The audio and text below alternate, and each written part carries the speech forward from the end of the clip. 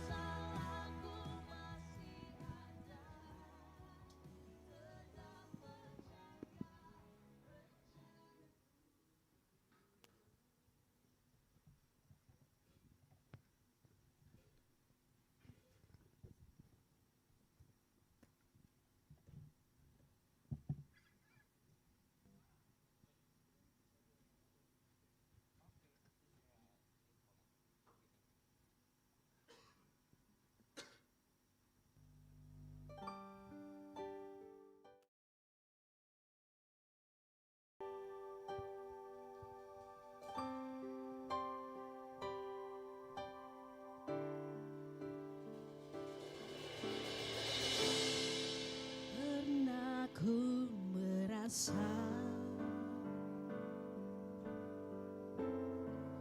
menginginkan semua segala yang ada di dalam dunia, namun masih saja tak cukup bagiku tanpa kau di sana. Penuhi hati ini hingga Satu masa ku temukan bagian terindah,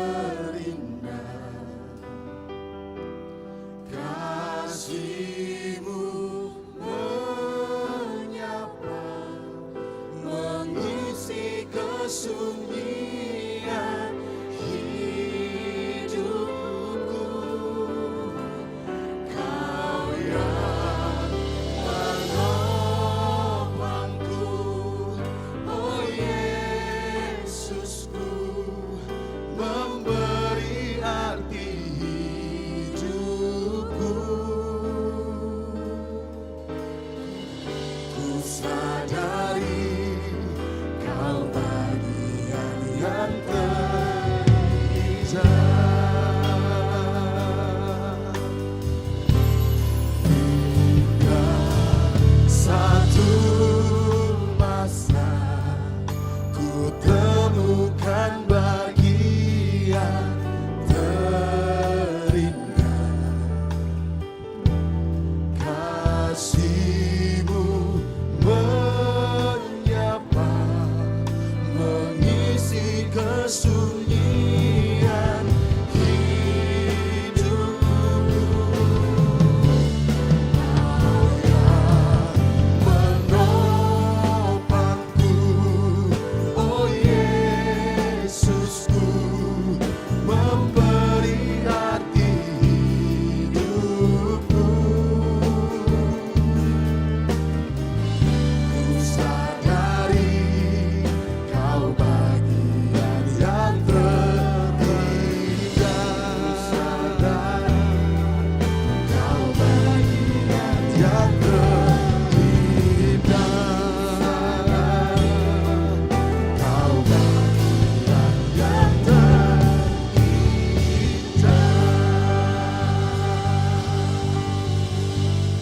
Shalom Bapak Ibu, Shalom. saya percaya kita semua orang-orang diberkati Tuhan. Amin, puji Tuhan. Pada pagi hari ini kita datang di tempat ini untuk menyembah Tuhan, menikmati, merasakan hadirat Tuhan bersama-sama di tempat ini. Oleh sebab itu, sebelum kita masuk dalam ibadah kita akan berdoa menyerahkan ibadah kita pada pagi hari ini. Oleh sebab itu saya undang kita bangkit berdiri semuanya, kita berdoa bersama-sama. Terima kasih Tuhan, Engkau lihat setiap kerinduan hati umat-Mu pada pagi hari ini.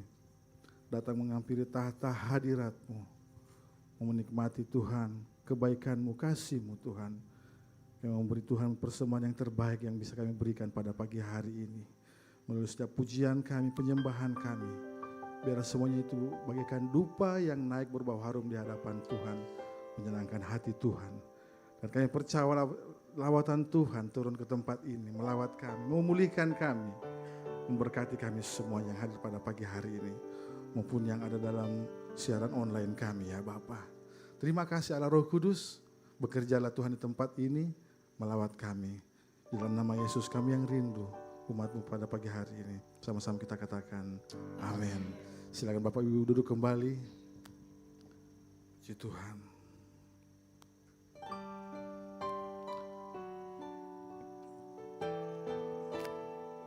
Terima kasih Tuhan buat anugerah keselamatan yang Kau berikan pada kami. Engkaulah juru selamat kami Tuhan. Besar setiamu. Terima kasih.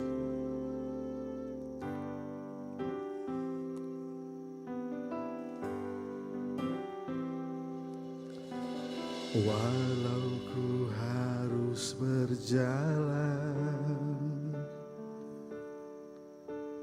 dalam lembah kekelaman, perlindungan-Mu, oh Tuhan, nyatalah bagi hidupku. Tiada pernah sedetik pun, tiada pernah Kau tinggalkan. Sungguh mulia dan sempurna, hanya Kau layak disembah. Yesus, Engkau juru selamatku, dalam janji-Mu kemenanganku. Selamanya kan ku nyatakan besar setiamu Tuhan di hidupku. Biar jemaat Tuhan akan menjadi penuh kerinduan di hadapan Tuhan. Walau ku harus berjalan dalam lembah, dan Tuhan perlindungan-Mu, oh Tuhan, selalu nyata bagi hidupku.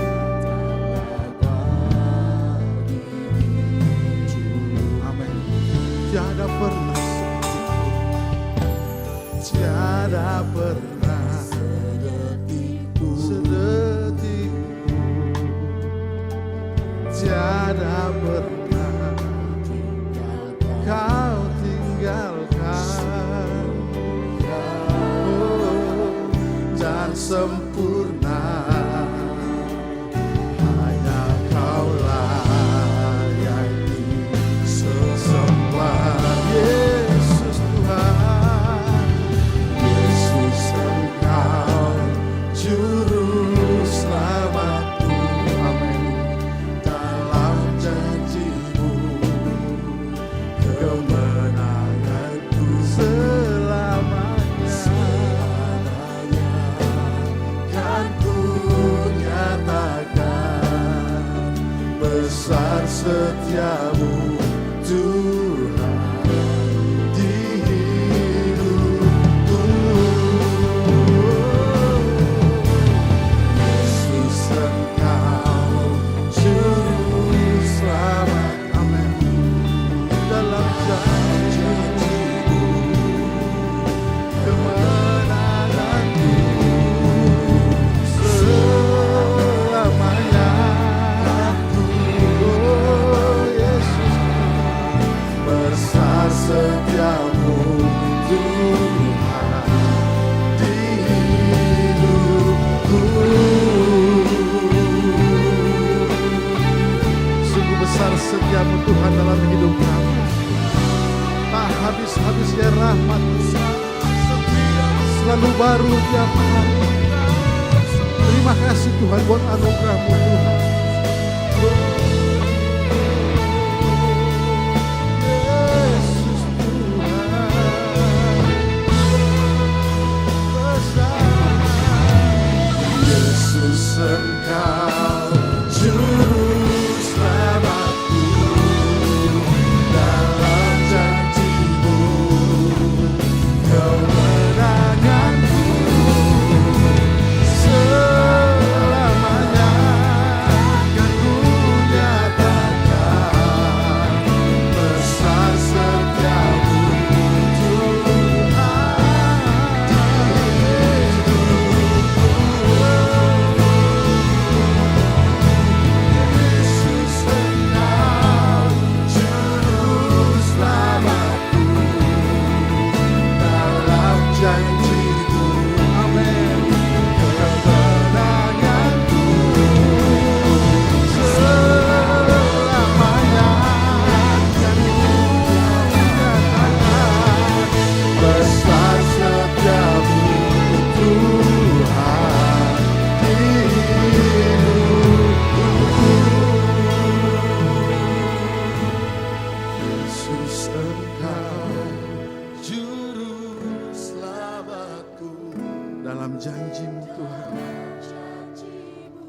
ada kemenangan. Amin. Selamanya kan ku nyatakan besar setiamu Tuhan. Sekali lagi katakan, Yesus Engkau.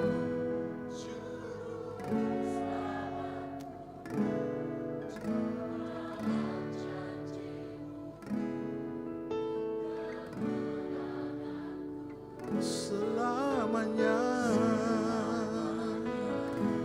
akan ku nyatakan besar setiamu Tuhan, besar setiamu Tuhan, Besar setiamu Tuhan, sungguh besar.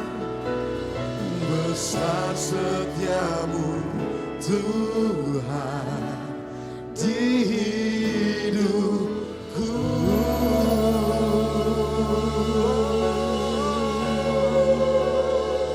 Besar setiamu Tuhan.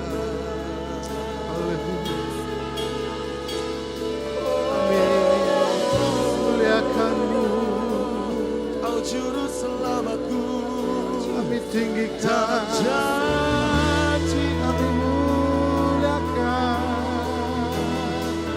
kemenanganku Tuhan. Mari sembah Tuhan, Ku sembah Kau kami juru naikkan selamatku, pujian kami, ku sembah Kau juru selamatku. kami angkat hati kami Tuhan. Haleluya. Dalam janji-Mu kemenanganku Tuhan. Ada keselamatan, Bersyukur haleluya. Kau yang menyelamatkan hidupku. Sungguh ku bersyukur padamu. Kau Terima Bapa yang kasih. baik.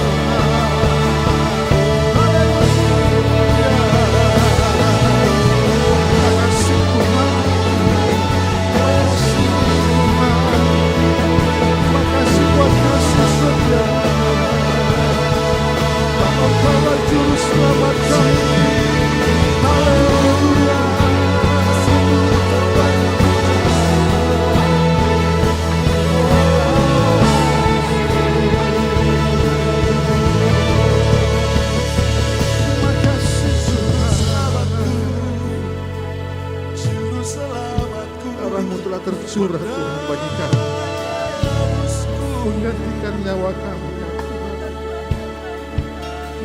Dalam janjimu Ada kata yang dapat kami ungkapkan. Betapa kami bersyukur kepadamu Tuhan.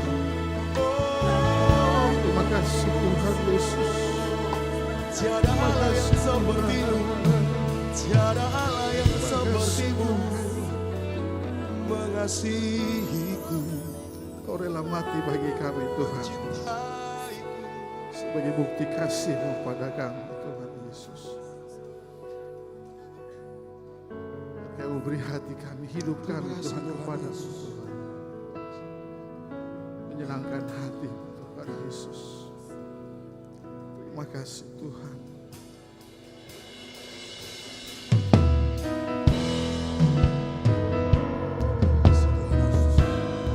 Terima kasih Tuhan.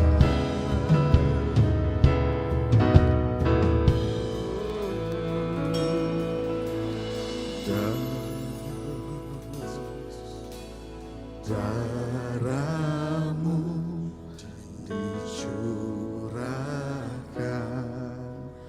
menggantikan nyawaku. Kau mati biar ku hidup, bukti kasih-Mu padaku. Tiada kata yang dapat ungkapkan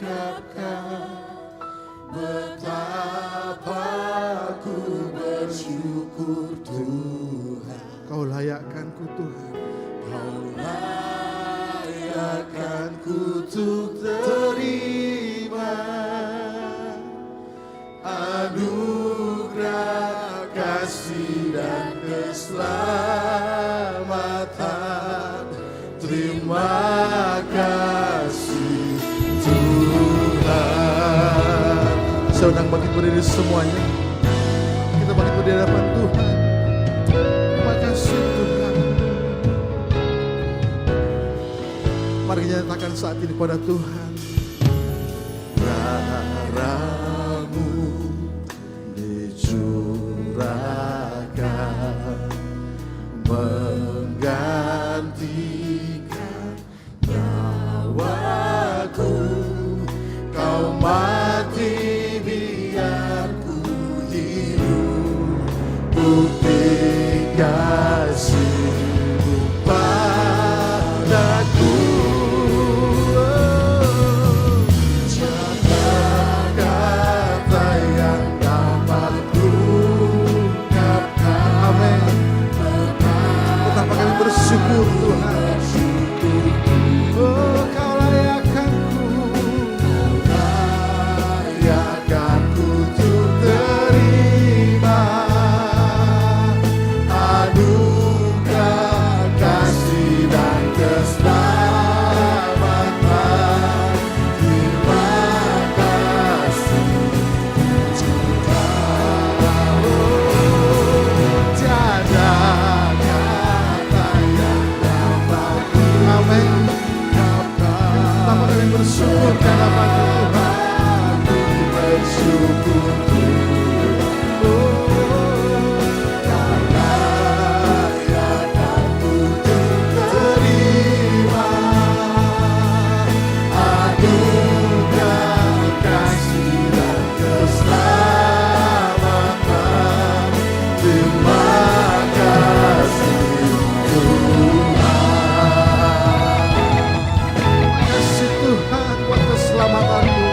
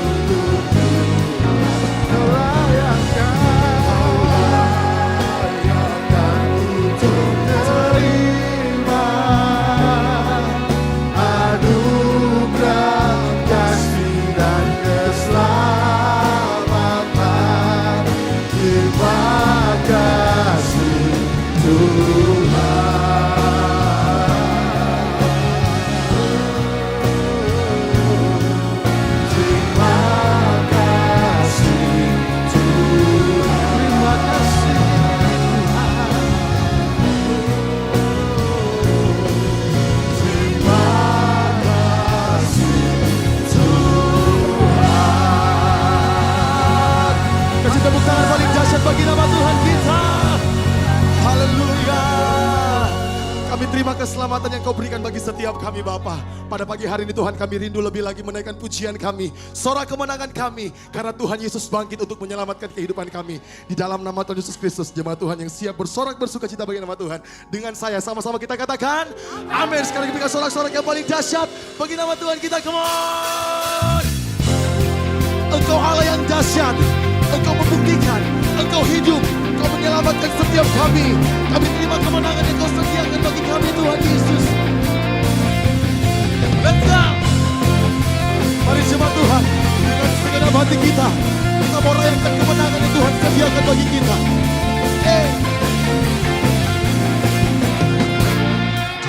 Aku menyatakan Engkau sebagai Tuhan dan Juru Selamatku. Dengan imanku percaya padamu, Engkaulah Yesus Tuhan. Dan mari jemaat Tuhan, angkat tanganmu di hadapan Tuhan, katakan, surga bumi menyatakan kebesaran-Mu, oh Tuhan. Mari dengan segenap hati katakan, Dia bangkit, aku hidup. Dia bangkit, selamatkanku. Dia bangkit dan berkuasa. Haleluya. Oh nyatakan, Dia bangkit. Dia bangkit, pulihkanku. Dia bangkit untuk selamanya. Haleluya. Pujilah nama-Nya. Sampai selama-lamanya Tuhan, terpuji nama-Mu. Mari jemaat Tuhan, sama-sama katakan, dengan imanku, ku mau nyatakan Engkau sebagai Tuhan, Juru Selamat kami. Mari jemaat Tuhan katakan, dengan imanku, ku percaya pada-Mu, Engkaulah Yesus. Oh, mari angkat tanganmu di hadapan Tuhan, katakan, surga bumi kebesaran-Mu, oh Tuhan. GBO Ikumene, sama-sama katakan, Dia bangkit, aku hidup. Dia bangkit, Dia bangkit dan berkuasa. Haleluya. Ku mau nyatakan, Dia bangkit, pulihkanku. Dia bangkit, pulihkanku. Dia bangkit dan selamanya. Haleluya. Terpujilah nama-Nya. Sebab firman Tuhan berkata, Yesus mati supaya kita beroleh keselamatan daripada Tuhan. Mari Bapak Ibu Saudara, jangan pernah sia-siakan keselamatan yang kita terima daripada Yesus kita. Dia yang memulihkan hidup kita, Dia yang menyelamatkan hidup kita, Dia yang membebaskan kehidupan kita. Mari jemaat Tuhan, kita bertepuk tangan semua, come on. Sungguh kami bersyukur padamu Yesus, Kau yang memulihkan hidup kami, Kau yang menyelamatkan kami Tuhan Yesus. Dia bangkit, aku hidup. Dia bangkit. Dengan iman kita katakan, Dia bangkit dan berkuasa. Haleluya. Saya percaya lebih dahsyat. Dia bangkit, bebaskanku. Dia bangkit untuk selamanya. Haleluya. Ku mau nyatakan, Dia bangkit, aku hidup. Dia bangkit dan berkuasa. Dia bangkit, bebaskanku. Dia bangkit, pulihkanku. Dia bangkit untuk selamanya. Haleluya. Puji nama-Nya. Haleluya. Puji nama-Nya. Haleluya. Berpujilah nama. Kasih sorak-sorak paling dahsyat bagi nama Tuhan kita. Oh, Kau bangkit.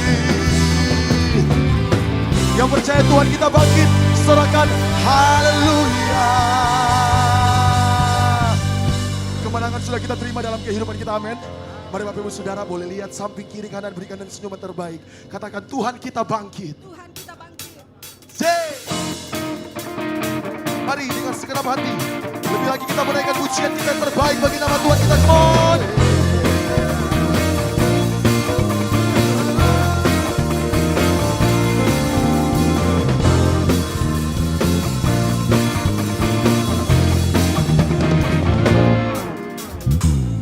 Ku tahu Dia penolongku, darahnya tebus dosaku. Ku yakin dengan iman, katakan. Oh, jangan dariku, sembuhkan sakitku. Dengan iman katakan. Oh, ku yakin. Mari jemaat Tuhan sama-sama katakan. Janganlah menangkan pasrah, jangan menebusku. Dia hiduplah, Dia menebusku. Dia hiduplah, Dia menebusku. Dia hiduplah, Dia menebusku.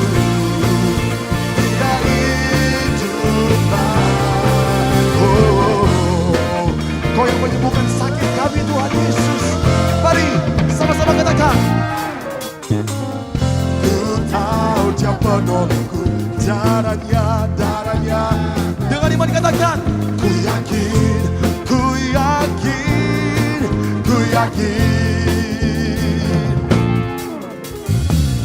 Jangan sembuhkan setiap sakit kita. Ku yakin. Mari angkat tanganmu di hadapan Tuhan. Sama-sama katakan. Ku akan maju. Janganlah menangkan pasrah, jangan menebusku. Dia hiduplah, Dia menebusku. Dia hiduplah, Dia menebusku. Dia hiduplah, Dia menebusku. Dia hiduplah. Kau bebaskanku, bukan lagi, bukan menarik menyambut jahatmu datang.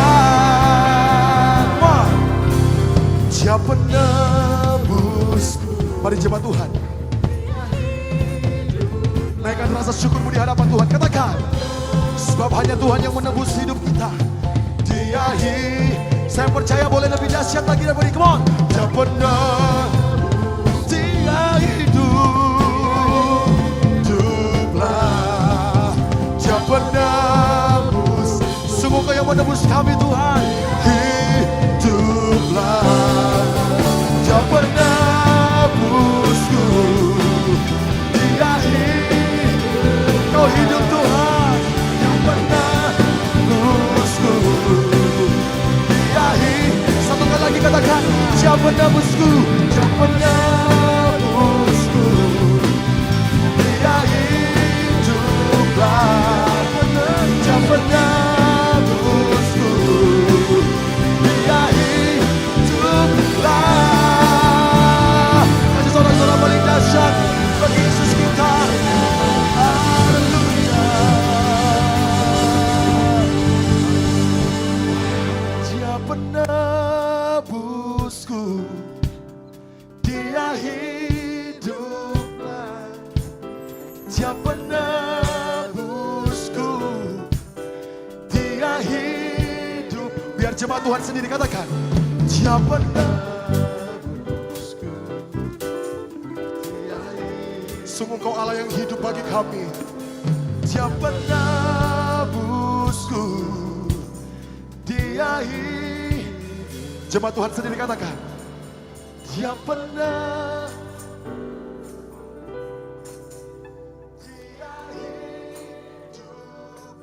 Lagi katakan. Dia penebus.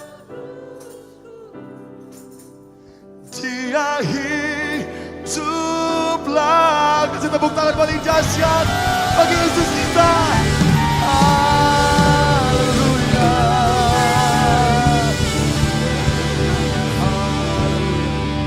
Saya akan duduk kembali jemaat yang diberkati oleh Tuhan.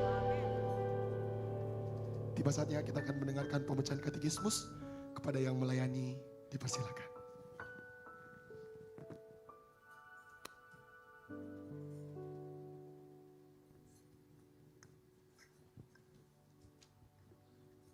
Shalom jemaat Tuhan, selamat datang di GBI Ekumene. Katekismus minggu ini terdapat satu pertanyaan mengenai soteriologi atau keselamatan. Pertanyaannya akan saya bacakan dan jawabannya akan kita baca bersama-sama. Pertanyaannya, apakah yang diajarkan dalam pengajaran dasar GBI tentang pertobatan? Mari baca bersama-sama. Jawabannya 3, 2, 1. Dalam pengajaran Pusat Gereja Betel Indonesia atau GBI diajarkan bahwa pertobatan menyangkut 3 hal, yaitu pikiran, perasaan hati, dan kehendak seseorang. Demikian pembacaan katekismus. Tuhan memberkati. Puji Tuhan. Saatnya kita akan mendengarkan firman Tuhan. Bagi jemaat Tuhan yang membawa anak kecil bisa membawa anaknya ke lantai 1 di ruang Daud. Di situ akan diajar oleh guru-guru sekolah minggu.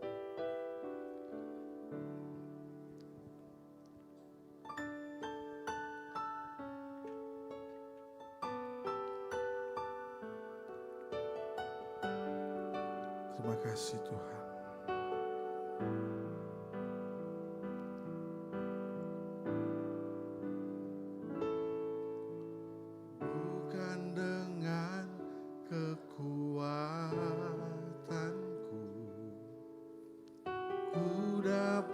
Jalani hidupku tanpa Tuhan yang di sampingku, ku tak mampu sendiri. Engkaulah kuatku yang menopangku, ku pandang wajah-Mu dan berseru, pertolonganku datang dari-Mu, peganglah tanganku, jangan lepaskan. Kaulah harapan dalam hidupku. Terima kasih Tuhan, Kau kekuatan kami. Bukan dengan kekuatanku, ku dapat jalani hidupku tanpa Tuhan yang di sampingku, ku tak mampu sendiri. Mari kita nyatakan saat ini, Engkaulah kuatku. Amin.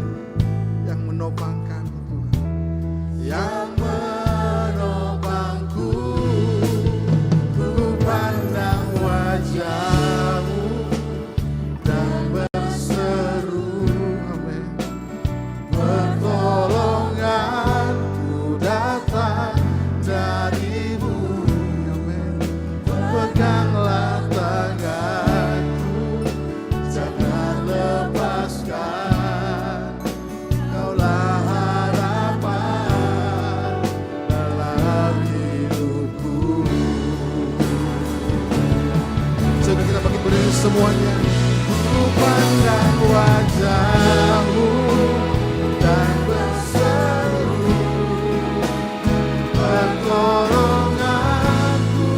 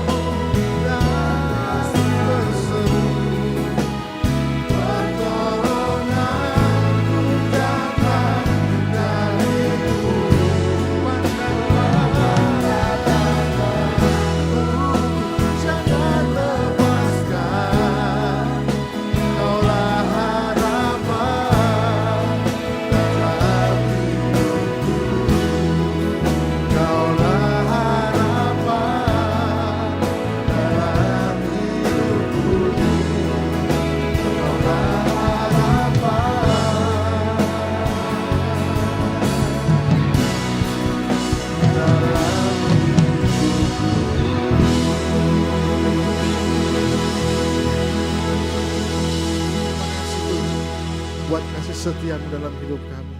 Sebab Engkaulah harapan bagi kami ya Bapa. Dan saat ini Tuhan, kami mau duduk tenang Tuhan menikmati kehadiran-Mu melalui pemberitaan firman-Mu ya Bapa. Pakai hamba-Mu Tuhan yang sudah percayakan tempat ini untuk berikan firman-Mu. Biar pengurapan Allah yang khusus turun ke atas hamba-Mu.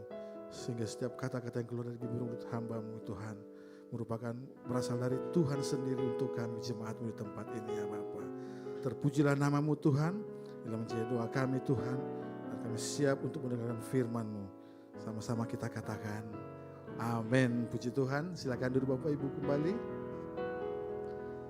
Pada pagi hari ini kita akan dilayani oleh Bapak Pendeta Nikodemus Julius Tomo MTH. Dengan hormat, tempat dan waktu kami persilakan. Puji Tuhan. Berikan kemuliaan bagi Tuhan kita. Tuhan.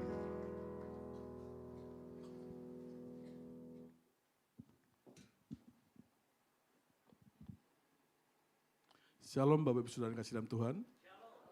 Saudara, saya dikasih tema tentang kemenangan dalam peperangan rohani.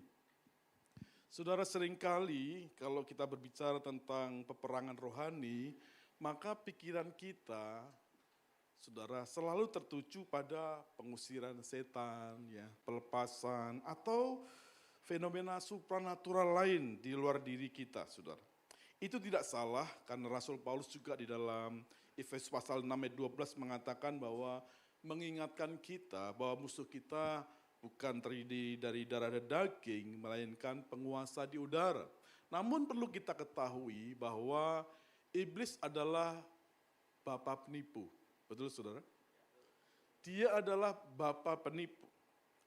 Sehingga saudara, cara dia untuk menghancurkan manusia dengan berbagai cara. Jadi peperangan rohani itu bisa berarti yang lain, saudara. Berarti luas, bentuknya luas, saudara.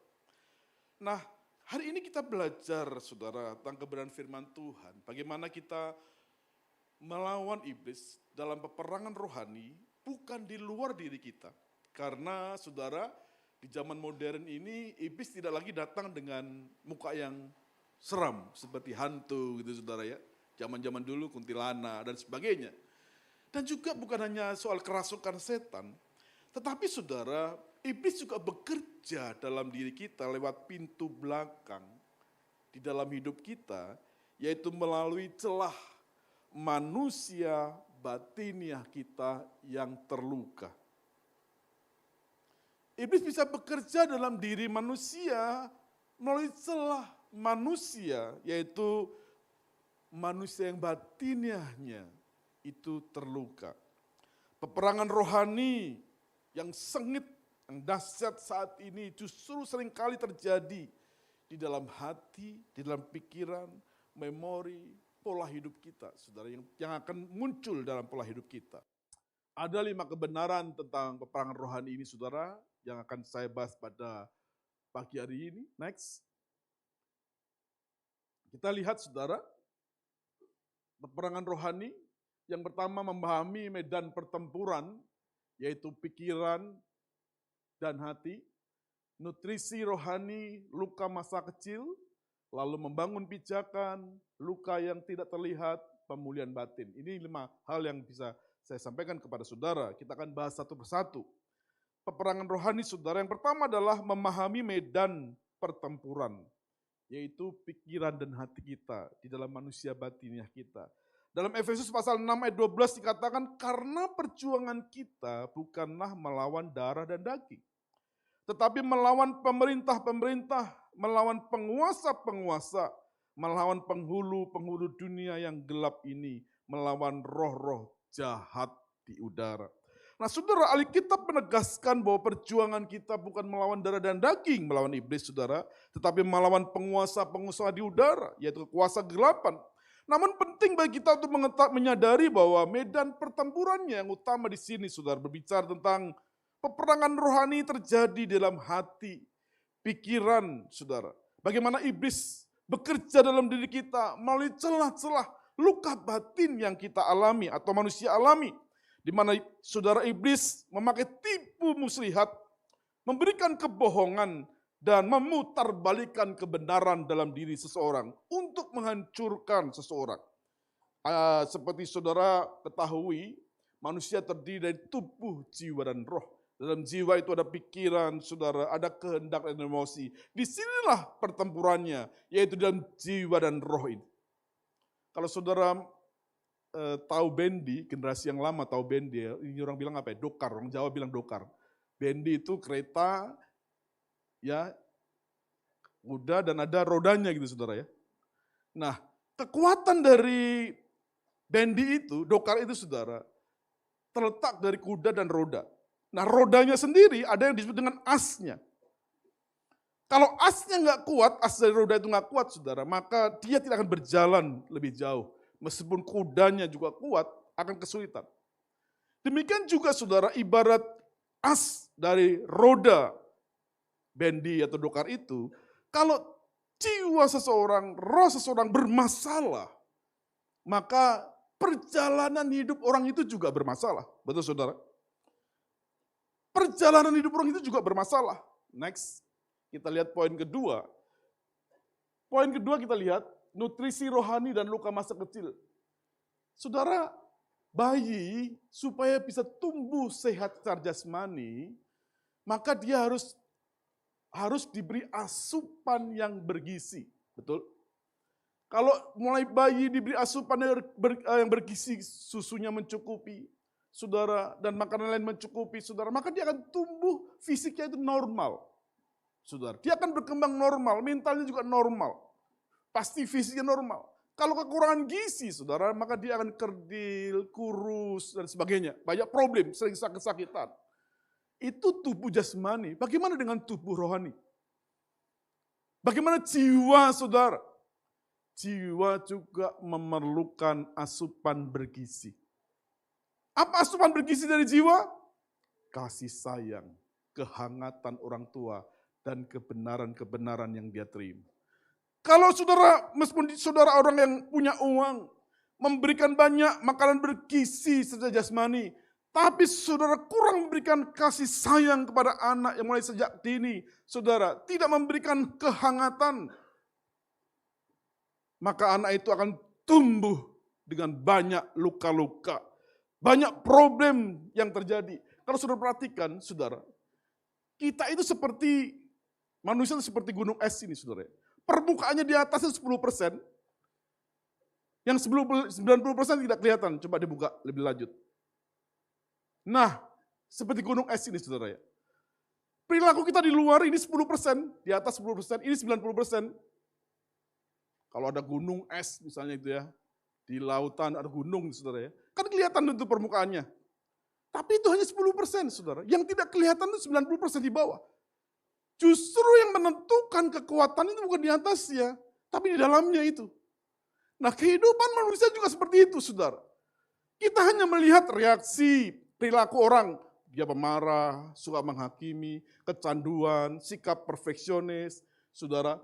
Terlihatlah saleh di luar namun hancur di dalam. Kenapa itu terjadi, saudara? Karena dikendalikan oleh yang 90% ini.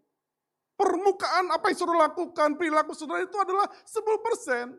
Yang membuat saudara melakukan itu semua, perilaku saudara, sikap saudara, respon saudara terhadap masalah, ditentukan oleh 90% ini.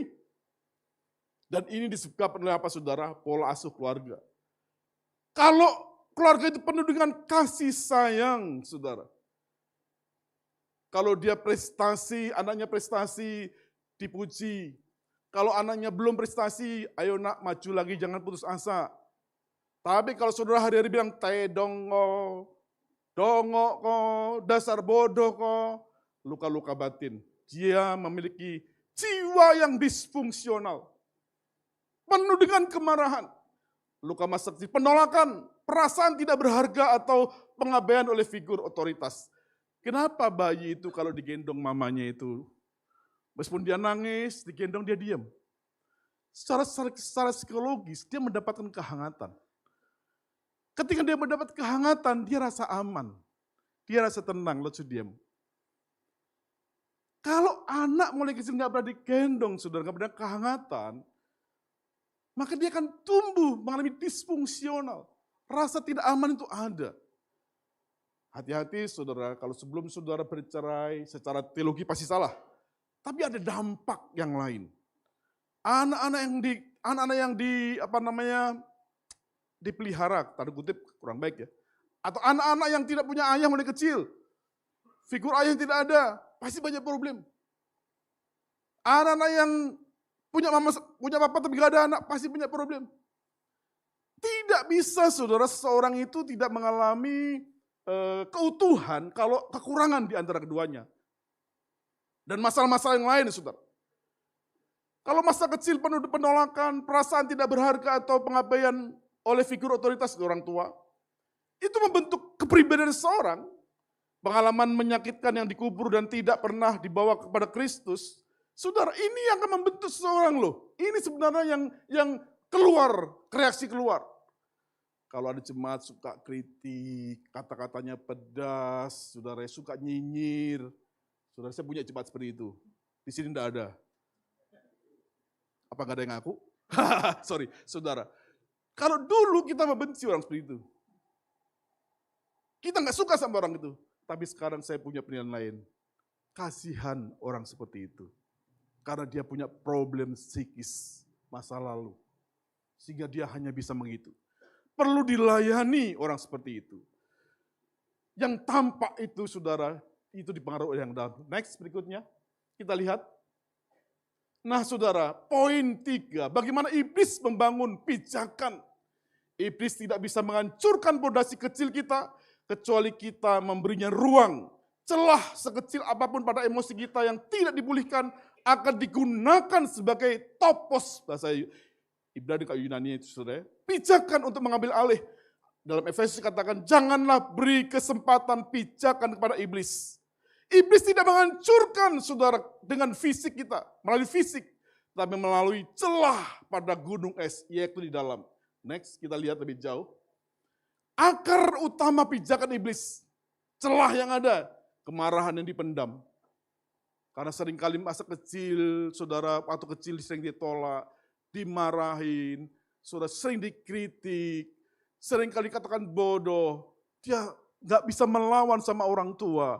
Jiwanya kurang nutrisi yang sehat, mendendam kemarahan. Apa yang terjadi saudara di permukaan? Dia mudah meledak, sinis, sarkastik terhadap orang terdekat. Karena mulai kecil saudara terjadi penolakan-penolakan, kata-kata yang kasar dari orang-orang sekelilingnya. Mulai sekarang saudara, anak-anak Tuhan di sini jangan suka bilang, apa kardborn orang sini bilang? Tedong kok. Saudara, itu pengaruh buat anak-anak saudara. Jangan suka bilang, gendut kok. Jangan suka begitu, negatif-negatif itu hilangkan saudara. Karena itu pengaruh buat jiwa seorang. Dia waktu kecil nggak bisa melawan, tapi dia memendam kemarahan dalam dirinya. Dia akhirnya menjadi tumbuh orang yang sudah suka meledak, sinis, sarkastik, ngomong-ngomongnya kasar. Lalu konsekuensinya apa saudara? Menjadi racun jiwa yang membutuhkan akal sehat dan memadamkan roh. Susah untuk bertumbuh dalam rohani. Ketika mendengarkan firman Tuhan, dia bilang, pendetanya bisa ngomong. Itu kan kamu, itu bukan buat saya. Seringkali terjadi penolakan, saudara. Dia merasa lebih pintar, merasa lebih hebat dan sebagainya. Celah lain apa saudara? Kepahitan tidak bisa mengampuni. Ada anak-anak yang lihat papanya selingkuh, terus omnya selingkuh, temannya selingkuh, lalu dia bilang semua laki-laki sama. Mulai kecil mamanya nggak perhatikan anaknya, mamanya itu selebriti, saudara dia keluar karena pergi nggak tinggal peduli anaknya, atau ada orang yang suka kasih uang saja nggak perlu yang lain. Waktu kecil anak kepahitan pada orang tua, pada mama. Saudara dalam hidup ini, ketika saudara dewasa, ada 2 hal yang paling mudah diingat. Apa yang paling saudara ingat pada waktu kecil? 2 hal. Pertama, pada waktu sudah merasa sukacita. Saya masih ingat pada waktu saya lahir di Banyuwangi, saya usia kecil 6-7 tahun, diajak orang tua saya, papa saya itu kebun binatang di Surabaya. Itu nggak bisa lupa. Senang sekali. Yang kedua, suka diajak nonton bioskop. Sampai sekarang saya suka, terus karena papa saya suka. Bioskop-bioskop yang action itu saudara. Zaman dulu itu kalau nggak salah siapa itu bintangnya itu? Yang cowboy suka itu, sudah saya lupa namanya deh. Saya senang sekali, tapi juga ada yang luka waktu kecil. Yang saya tidak bisa lupa. Bagaimana papa saya suka bilang saya, kamu ini bodoh. Suka marah-marah. Kalau misalnya saya prestasi gak dipuji, tapi kalau saya gak jelek, nilai jelek dimarahin. Itu ingat, saudara. Kepahitan tidak mengampuni. Apa yang sekali? Mengingat kesalahan orang lain, menyimpan dendam, merasa menjadi korban. Dia selalu menjadi korban, merasa dirinya itu korban. Meskipun dia salah, tetap aja nyalain suaminya. Pendetanya salah, suaminya salah, istrinya salah, orang lain salah. Terus membangun benteng pemisah antara kita dengan anugerah dan pembulian Allah. Ada satu benteng. Keras hatinya, sudah tidak mudah luluh. Karena jiwanya itu jiwa yang kebal, saudara. Pola hidup yang salah. Berkompromi dengan dosa kecil, kecanduan rahasia, kemunafikan. Memberikan hak legal bagi musuh untuk menguasai kehendak dan pikiran. Ini celah-celah. Dan itu terjadi dibentuk mulai kecil, saudara. Dari kandungan sampai mungkin usia SMP, SD lah 6 tahun, 7 tahun sampai 12 tahun itu masa pembentukan, saudara ya. Masa pembentukan. Kalau itu enggak dibereskan, problemnya sangat banyak. Yang berikutnya, yang keempat, kita lihat saudara dari Raja Daud. Kita lihat saudara, ini satu kasus yang bisa kita angkat contoh dalam Raja Daud, poin yang keempat, Raja Daud dan luka yang tidak terlihat. Kita buka dalam 2 Samuel, pasal 12, ayat 7, 9, dan 13. Nanti ayatnya ada, tapi kita baca dulu. Kemudian berkatalah Nathan kepada Daud, 2 Samuel 12 ayat 7, 9 dan 13, saudara yang punya ada Alkitab di HP saudara bisa buka.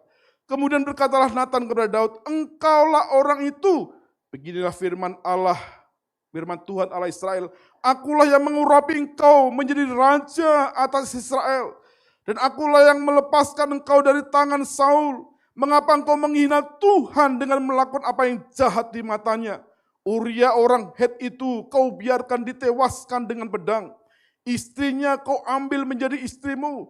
Dan dia sendiri telah kau biarkan dibunuh oleh pedang Bani Amon. Lalu berkatalah Daud kepada Nathan, aku sudah berdosa kepada Tuhan. Dan Nathan berkata kepada Daud, Tuhan telah menjauhkan dosamu itu. Engkau tidak akan mati. Saudara, kita bisa melihat. Saudara, Daud berzina dengan Batseba. Ketika dia ada di atap, dia melihat ada wanita yang sedang mandi atau dan sebagainya. Dengan keji, saudara, menyuruh tentara mengambil Uria. Uria ini suami daripada Batseba untuk maju ke perang dan dia letakkan di depan supaya dia mati. Lalu Batseba diambil. Ini satu kekejian, saudara. Suatu kekejian di hadapan Allah. Saudara tahu, saudara, kenapa Daud melakukan itu? Ada satu tafsiran mengatakan dan seorang ahli konseling Kristen mengatakan bahwa ada masa lalu di dalam diri Daud. 90% di dalam dirinya yang belum terselesaikan. Apa saudara?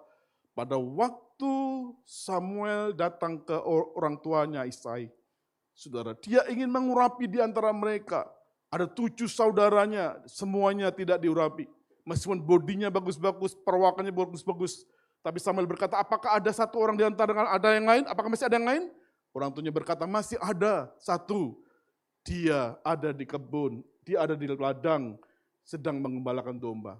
Saudara, dari sini ahli psikolog ya, atau konseling ini berkata bahwa Daud pada waktu kecil, saudara, dia disepelekan, diabaikan, tidak diperhatikan.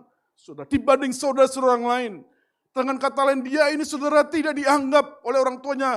Anak-anaknya yang lain disayang, tapi Daud diabaikan, dibiarkan, saudara. Ada satu penolakan, ada satu kegetiran dalam diri Daud. Ini salah satu tafsiran mengatakan. Dan itu saudara ternyata membekas dan membuat kepribadian luka tidak utuh dalam dirinya. Sudah ketahui peristiwa Daud berzina dengan Batseba itu bukan peristiwa sekonyong-konyong. Tiba-tiba tidak, saudara. Kalau saudara perhatikan di Alkitab, kita menemukan bahwa Daud itu saudara punya 18 istri dan 1 gundik.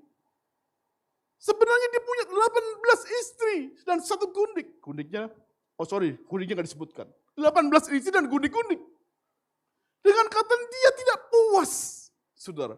Dia tidak puas dengan istri yang ada. Ketika melihat wanita lain, dia jatuh. Dia tidak jatuh sekonyong-konyong. Tiba-tiba.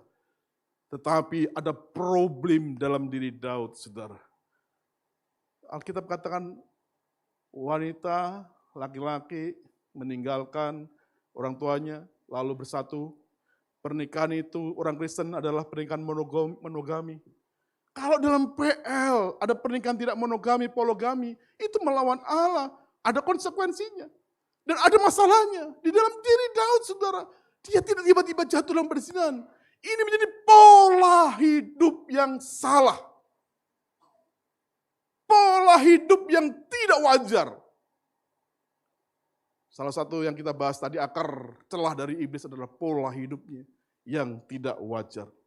Sebenarnya Daud, saudara, dia terjebak atau dia, saudara, terbelenggu oleh masalah yang belum beres.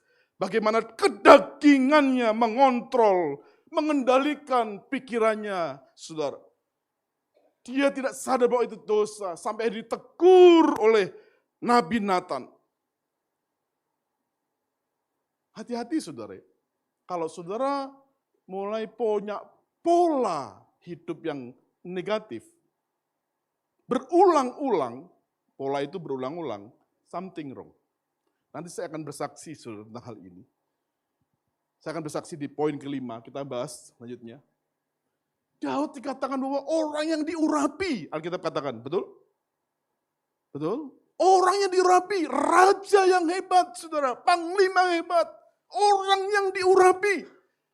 Orang yang diurapi tidak sakti mendaguna, bisa jatuh dalam dosa. Ini lihat, saudara. Kehancuran dan teguran. Next, kita berikutnya, yang kelima, yang terakhir. Bagaimana kita langkah menuju kemenangan? Sesungguhnya engkau berkenan akan kebenaran dalam batin, kata Daud. Dan dengan diam-diam engkau memberitahukan hikmat kepadaku. Ketika dia melakukan perzinahan, saudara, dia tidak sadar bahwa itu dosa. Sampai akhirnya Nathan menegur dia. Lalu dia sadar. Lihat, saudara, apa yang dikatakan ini? Engkau berkenan akan kebenaran dalam batin. Batinnya dulu dibenarkan. Batinnya dulu dibereskan. Kalau itu nggak dibereskan, saudara, maka itu akan berlanjut.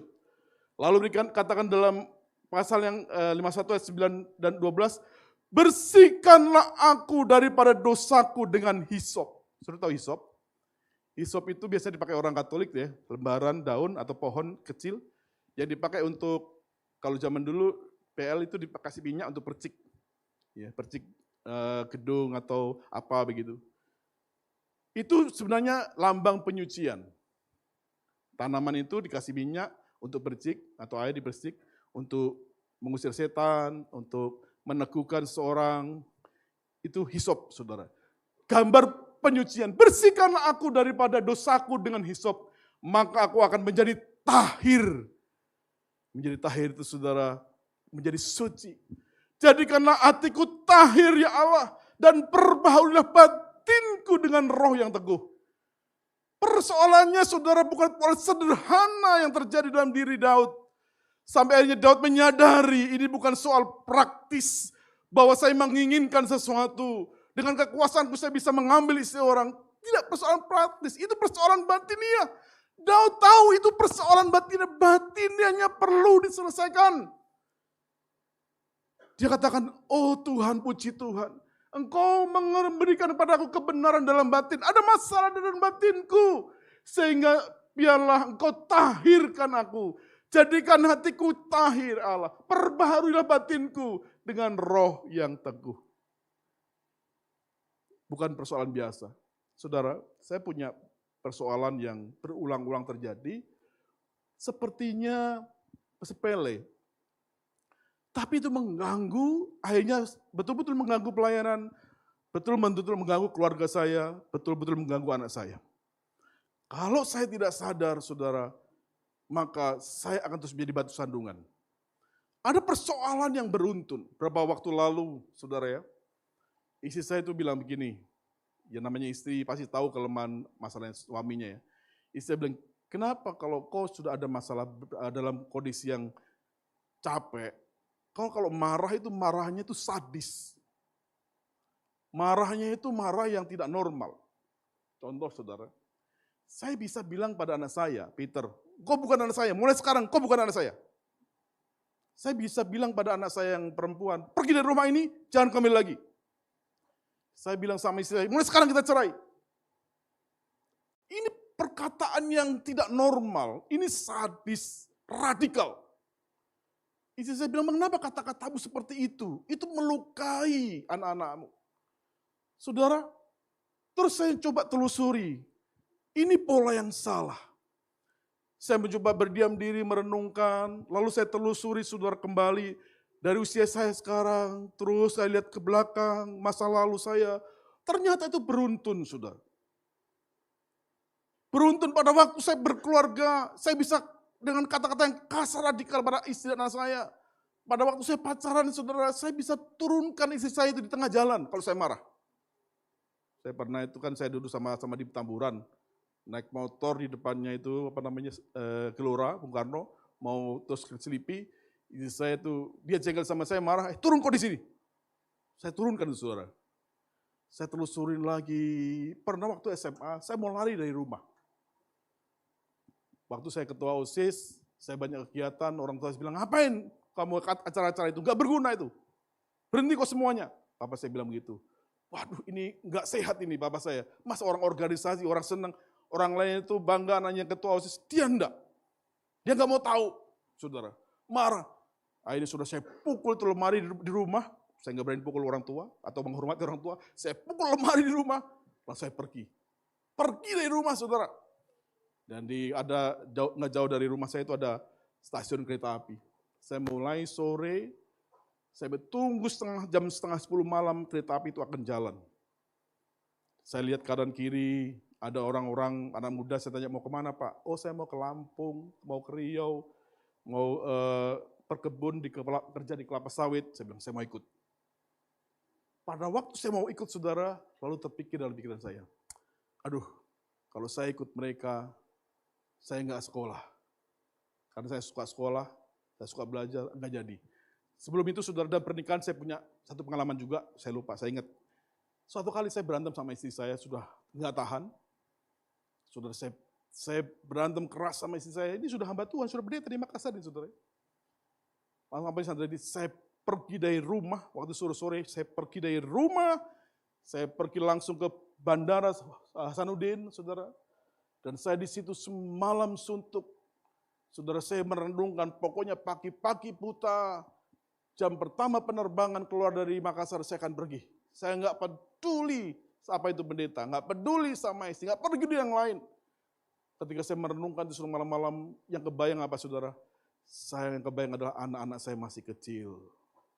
Bagaimana mereka nanti nggak punya orang tua, nggak punya papa, apa jadinya? Jadi pagi-pagi buta saya pulang, saudara. Pulang bukan karena istri, pulang bukan karena saya pendeta, pulang karena saya ingat anak-anak saya. Hal radikal saya ambil itu. Kembali ke SMA, saudara. Sampai waktunya saya kata, oh kenapa? Sampai ini saudara teruntun pola-pola yang tidak sehat ini. Sampai saya terus runtut ke bawah. Akhirnya saya menemukan persoalan akar masalahnya. Ketika saya masih SD kelas 1, sebelum kelas 1 sampai kelas 2, kelas 3, saudara, ternyata papa mama saya itu suka berantem. Kalau malam itu berantem, saya tidur di ruang lain. Tapi ribut berantemnya saudara, sering kali terjadi begitu. Pagi-pagi kalau saya bangun, mama saya udah nggak ada. Bukan rapture, tapi minggat. Suruh tahu minggat? Itu bahasa Jawa, bahasa Indonesia apa itu namanya itu? Minggat itu ya. Kabur saudara dari rumah. Dan mama saya selalu mengambil pola seperti itu. Kalau ada berantem sama papa saya, dia pergi. Dan saya pernah mengantarkan papa saya mencari mama saya itu di Bali. Karena Banyuwangi dengan Bali nggak jauh. Dan rata-rata orang Banyuwangi itu kerjanya di Bali. Saya cari terus, berulang-ulang. Pola itu, saudara, membentuk dalam diri saya. Saya melihat apa yang dilakukan orang tua saya, dan saya melihat apa yang dilakukan mama saya. Tanpa saya sadari, ketika ada masalah yang berat, saya mengambil satu keputusan yang radikal. Seperti mama, meninggalkan rumah. Dan saya dengan cara yang lain. Waktu saya mendengar, saudara merenungkan itu, saya menangis. Ya Tuhan, hancurkan ini, patahkan ini. Iblis memakai cara itu, saudara. Akhirnya merusak pelayanan, merusak keluarga, merusak kehidupan anak-anak. Ketika saya tahu akar permasalahannya itu, saudara, bahwa ini permasalahan bukan hal praktis, tapi masalah dalam diri saya, hampir tidak pernah terjadi lagi. Sampai sekarang juga nggak pernah terjadi. Karena akar masalahnya sudah dicabut. Yang kedua, satu kali anak saya SMA, waktu SMA dia tanya, Pak, dibandingkan teman-teman saya yang lain, papa mama ini cukup ada uang, bisa kredit rumah, tapi sampai sekarang kenapa nggak punya rumah?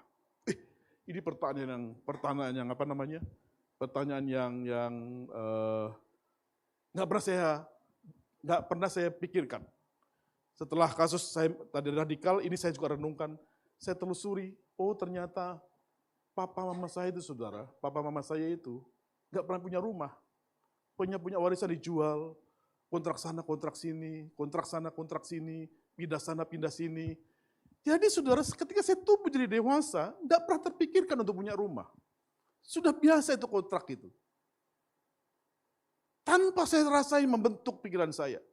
Saudara, saya katakan begini, pengalaman masa kecil, saudara, ketika itu membentuk kepribadian saudara, ada dua arah yang terjadi di dalam diri saudara.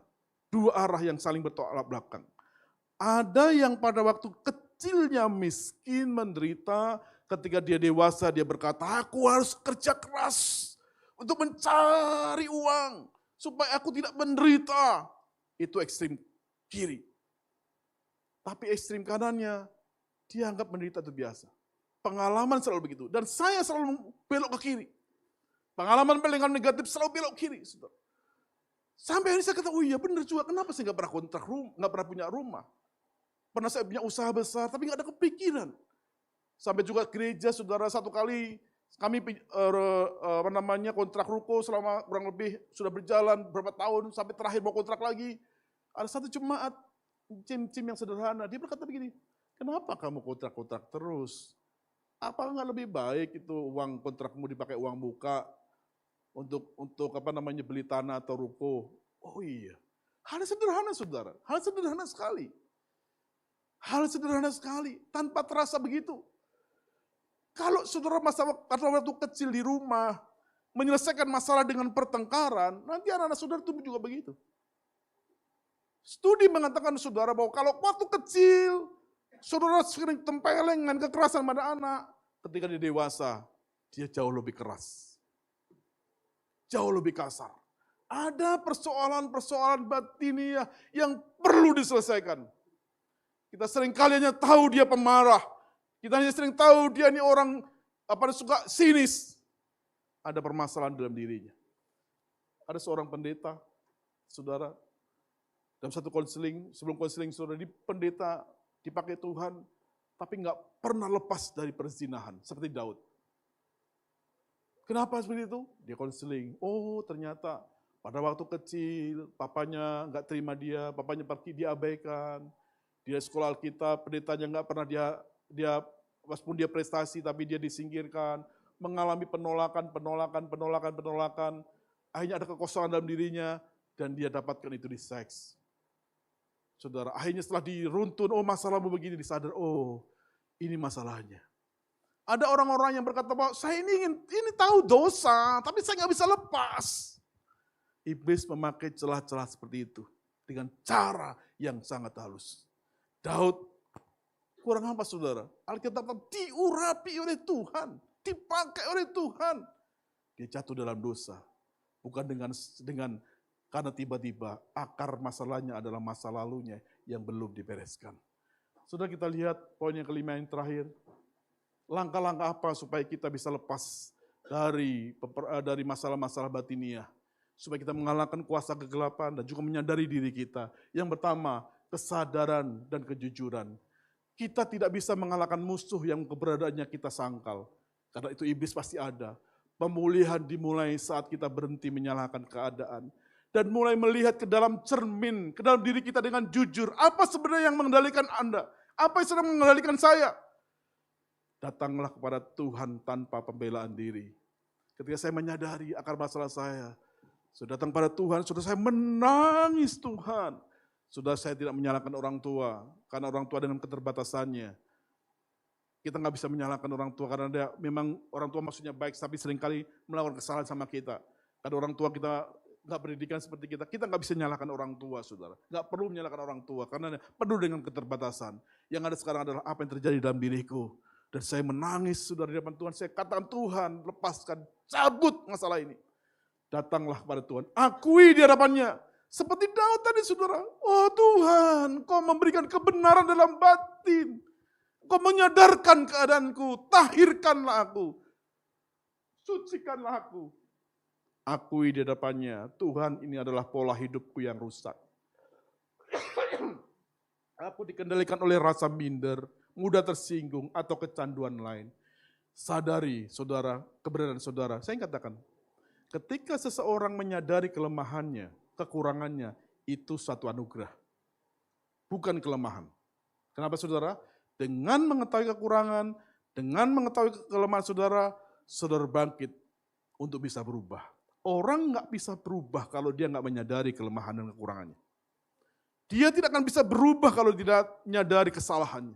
Dia tidak bisa berubah kalau tidak terus merasa benar, merasa hebat. No. Justru ketika menyadari kekurangan kita, masalah kita, satu anugerah karena kita bisa berubah. Daud, saudara, dia nggak sadar itu dosa. Sampai itu Nathan memberikan ilustrasi kepadanya. Ada seorang kaya yang punya domba banyak. Saudara, dalam satu kota ada seorang kaya punya domba banyak. Tapi suatu ketika dia akan mengadakan pesta. Bukan dombanya yang disembelih. Dia mengambil domba seorang yang tidak punya.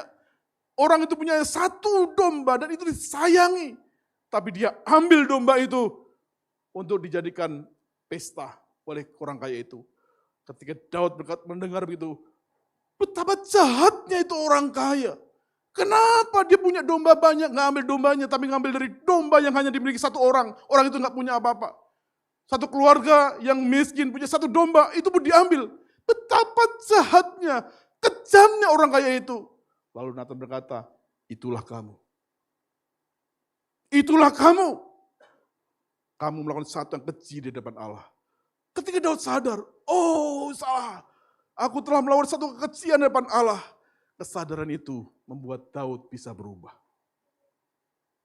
Kesadaran itu akan dosanya membuat dia berubah. Yang berikutnya yang kedua. Nah, saudara, kita bisa melihat profil karakter yang dikendalikan oleh Luka. Musa, dia pernah membunuh orang Mesir ketika berantem dengan orang Israel, betul? Terus dia juga, saudara, nggak bisa mengendalikan emosinya, menyerang batu dengan tongkat. Gara-gara dia tidak bisa mengendalikan emosinya, saudara. Dia sering melakukan sesuatu yang tidak sering kalah, dia tidak bisa masuk tanah Kanaan. Kenapa? Amarah, rasa frustasi yang tak terselesaikan menghancurkan pengadilannya. Kenapa, saudara? Karena dia mulai kecil tidak diasuh oleh orang tuanya, tapi diangkat oleh Firaun. Saudara, kalau saudara lihat di YouTube, ada itu cerita atau itu acara, judulnya Long Lost Family, keluarga-keluarga yang hilang. Itu sangat, kalau saya lihat saudara saya menangis. Itu ceritanya tapi begini, pada tahun 70-an di Eropa Barat, itu negara agamis. Negara-negara Kristen yang agamis. Betul-betul mereka rohani. Kalau anaknya saudara usia SMP, SMA, misalnya mereka hidup dalam luar pernikahan dan hamil, itu diusir. Engkau membuat malu keluarga, engkau tidak memiliki iman yang kuat, diusir dari rumah. Sehingga banyak perempuan tahun 70-an itu, saudara, dia hubungan dengan pacarnya, lalu hamil, saudara, dan ditolak oleh keluarganya, anak-anaknya itu dikasih ke orang lain, diadopsi. Anak-anaknya ditaruh di panti asuhan. Sehingga pada waktu sekarang udah zaman modern, kan DNA kita bisa ada di tabung, sudah dilihat lah. Dan anak-anak itu saudara yang diadopsi oleh orang lain, ditaruh panti asuhan, ketika dia sukses besar, dia selalu berkata, kenapa orang tuaku meninggalkanku? Pertanyaan besar.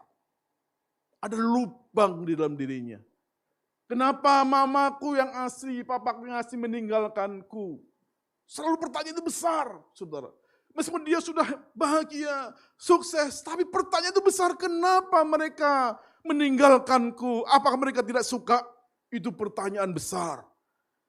Dan terjawab ketika bertemu, dia menangis ketika mamanya menceritakan. Ini pengalaman banyak sekali. Karena sudah tersebar tahun 70-an, sekarang mereka sudah dewasa semua. Itu tersebar di mana-mana, saudara. Setiap orang yang tidak dirawat oleh orang tuanya, ada pertanyaan yang besar dalam diri seorang.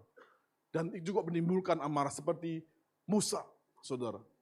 Bukan berarti Musa itu berdosa, tidak. Ada satu hal kecil dalam dirinya, saudara, yang perlu dibereskan. Kita enggak lebih dari Musa. Musa juga manusia biasa. Kita juga lihat Laban. Sudah tahu Laban?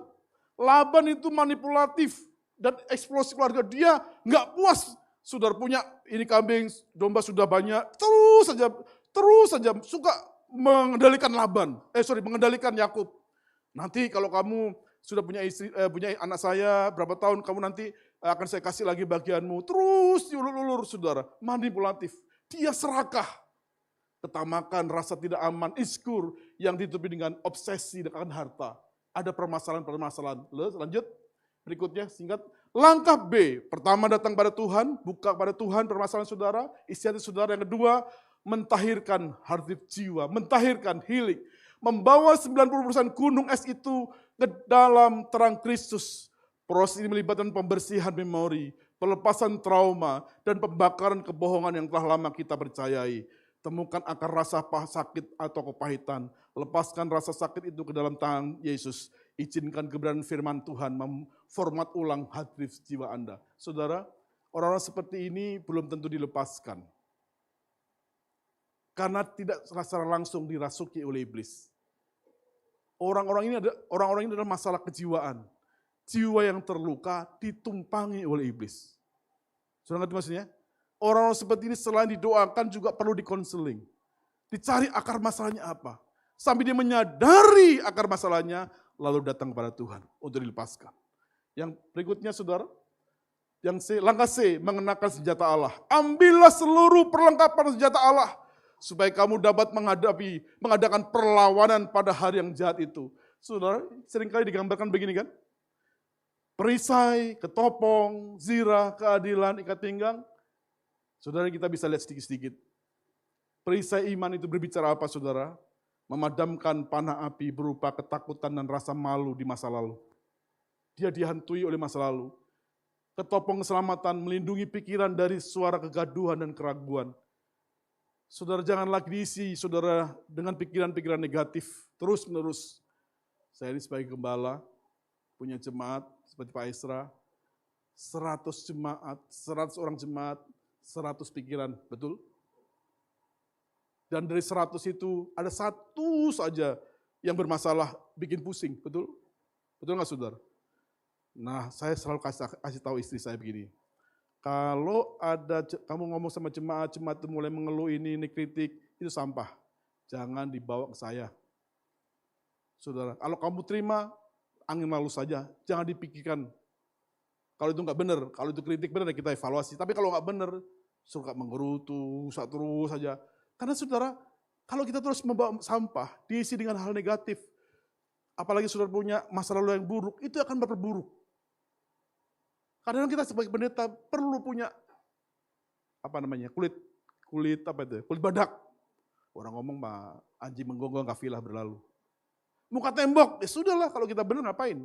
Didengarin semua. Kalau semua didengarin, saudara semua diselesaikan. Aduh saudara, kita stres, bisa mati berdiri memikirkan jemaat. Ada yang perlu dievaluasi, ada yang perlu didengarkan, ada yang perlu diperbaiki, tapi ada juga yang nggak perlu kalau itu memang nggak benar. Zirah keadilan melindungi hati dari rasa bersalah dan penolakan, ikat pinggang kebenaran, mengganti kebohongan trauma masa kecil dengan identitas dalam Kristus. bahwa salib menjadikan saya, saudara, manusia baru. Identitas yang baru. Bukan lagi identitas yang palsu. Saudara tahu identitas palsu? Identitas palsu itu saudara menjadi orang percaya diri kalau punya pakaian yang bermerek. Anting-anting saudara dari berlian, saudara percaya diri. Tapi kalau nggak punya apa-apa, saudara minder. Nah itu identitas palsu. Identitas palsu itu suka dipuji orang, saudara. Orang Makassar bilang suka dikata. Kalau dia dipuji, disanjung, langsung bilang, ayo kita makan di restoran ini. Traktir sana, traktir ini, suka dipuji. Ini identitas palsu.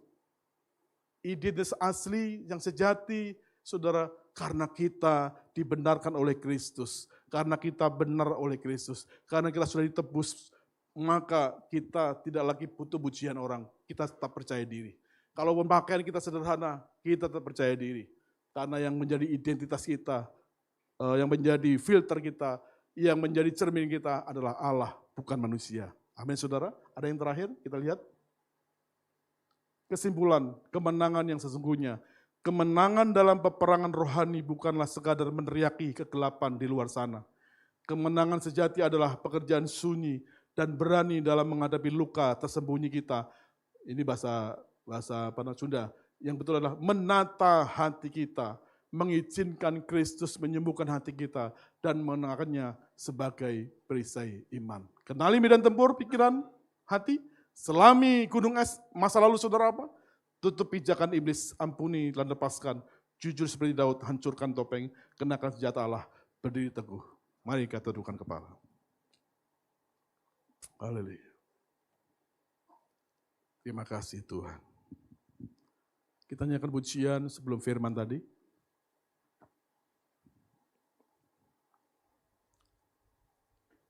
Haleluya.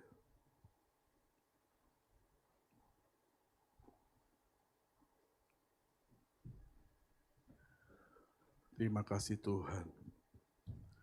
Adakah pola-pola negatif yang seringkali berulang dalam diri saudara? Baik disadari atau tidak, carilah akar masalahnya. Lalu datang pada Tuhan, katakan Tuhan, tahirkanlah hatiku. Sucikanlah hatiku, bersihkanlah hatiku. Supaya aku terlepas dari masa lalu. Tidak dikendalikan oleh nafsu, hasrat-hasrat negatif, tapi dikendalikan oleh kebenaran Tuhan. Silakan, angkat pujian.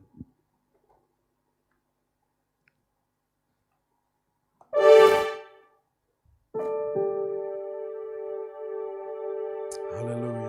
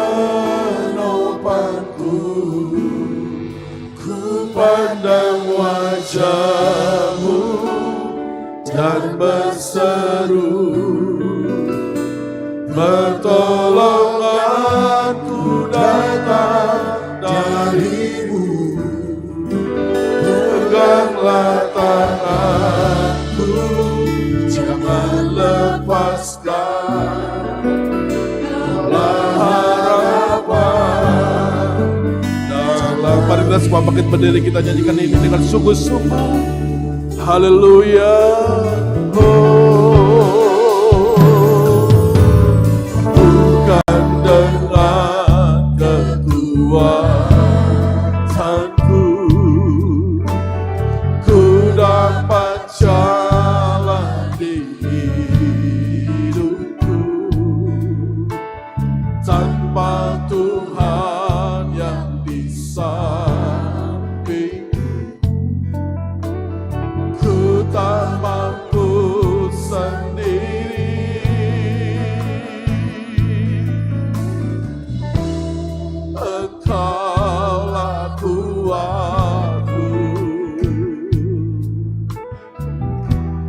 yang menopangku.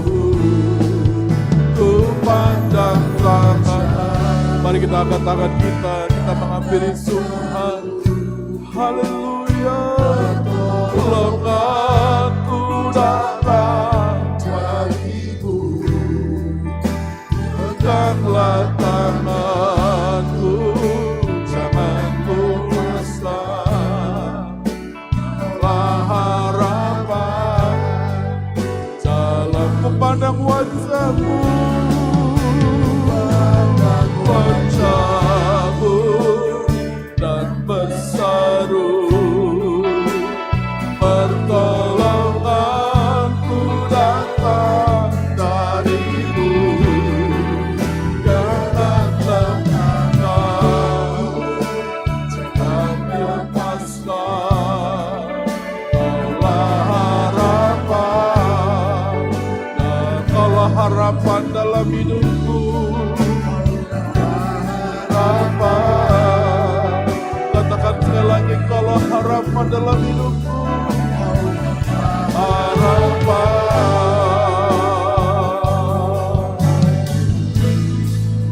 Dalam hidupku, kita sembah Tuhan. Ya la la la la la la la ya la masih.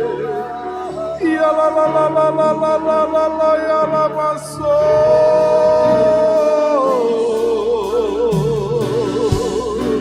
Kaulah Tuhan, kaulah segalanya, kaulah segalanya Tuhan. Ya la la la la la ya la masih. Haleluya, haleluya, haleluya. Ya la la la la la la la la masih. Glory, haleluya, glory, haleluya. Ya la la la ya la masih.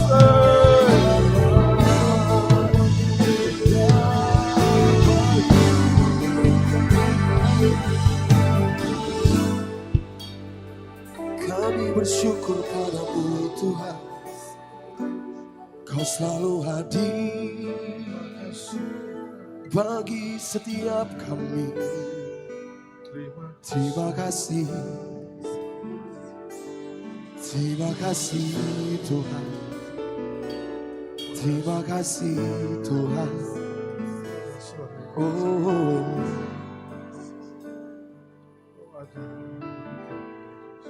Kami bersyukur untuk kehadiran-Mu pada pagi hari ini Tuhan. Bagi setiap kehidupan kami, bagi setiap pribadi kami Bapa. Terima kasih untuk hadir-Mu. Terima kasih untuk hati-Mu yang selalu nyata dalam kehidupan kami Bapa.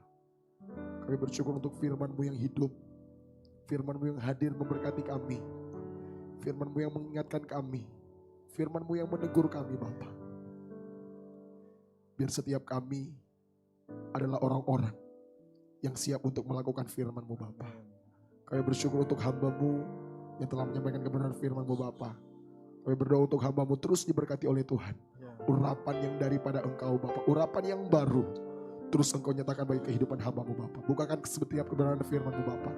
Biar dimanapun hamba-Mu berdiri melayani, biar Tuhan Yesus yang terus memperlengkapi, Tuhan Yesus yang terus urapi. Terima kasih Bapak, terima kasih Yesus. Kami bersyukur untuk firman-Mu. Kami terima firman-Mu Bapak. Dan kami semua adalah orang-orang yang siap untuk melakukan kebenaran firman-Mu Bapak. Di dalam nama Tuhan Yesus Kristus, setiap kita yang telah diberkati oleh firman Tuhan, mari sama-sama kita katakan. Amin. Silakan duduk kembali jemaat Tuhan. Sekali lagi kami mengucapkan banyak terima kasih kepada Bapak Pendeta Nikodemus yang telah memberkati kita semua pada pagi hari melalui kebenaran firman Tuhan. Tiba saatnya kita akan memberikan korban persembahan kita. Di depan kursi jemaat Bapak Ibu jemaat sekalian tersedia amplop persembahan. Tersedia 2 amplop persembahan. Amplop persembahan yang pertama akan digunakan untuk operasional pastori. Dan amplop yang kedua akan digunakan untuk kas gereja. Saya menyampaikan juga kepada Bapak Ibu jemaat sekalian, setelah kita memberikan persembahan, ada saudara-saudara kita dari PMKO Sipil, Fakultas Teknik Unhas. Mereka akan mempersembahkan pujian dan sementara mereka mempersembahkan pujian, mereka akan mengedarkan persembahan. Sebelum kita memberikan korban persembahan kita, mari kita angkat amplop persembahan di tangan kita. Kita satukan hati kita tundukkan kepala, kita berdoa. Sungguh kami bersyukur, kami berterima kasih kepadamu Tuhan sekali lagi untuk firman-Mu yang hadir bagi setiap pribadi kami Bapa. Ajar kami untuk menjadi pelaku-pelaku kebenaran firman-Mu Bapa. Tiba saatnya Tuhan, kami akan memberikan korban persembahan kami sebagai ucapan syukur limpah terima kasih kami. Karena Tuhan Yesus sangat baik dalam kehidupan kami. Selalu memberkati kehidupan kami. Kau memberkati setiap tangan-tangan yang memberi. Kami mau memberi dengan sukacita. Jemaat Tuhan yang siap memberi. Mari sama-sama kita katakan, amin. Selamat memberi, Tuhan Yesus memberkati kita semua.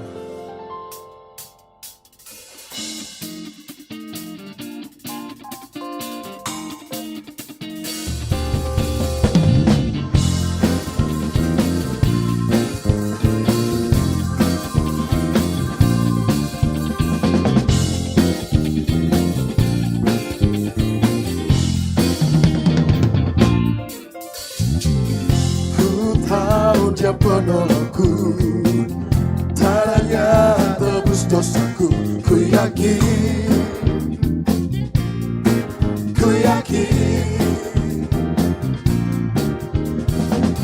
tak akan terhitungku, sembuhkan sakitku. Ku yakin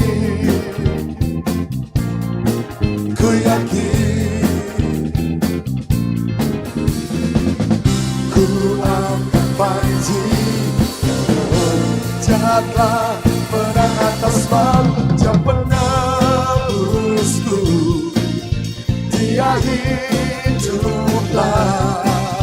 Dia penebusku, Dia hiduplah.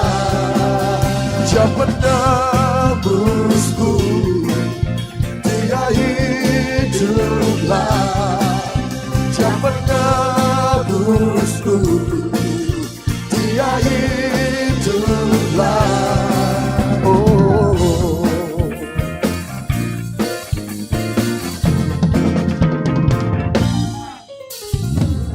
Ku tahu Dia penolongku, caranya tebus dosaku. Ku yakin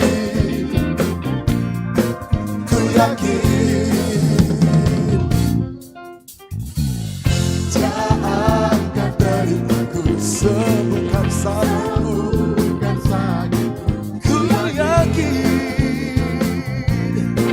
Ku yakin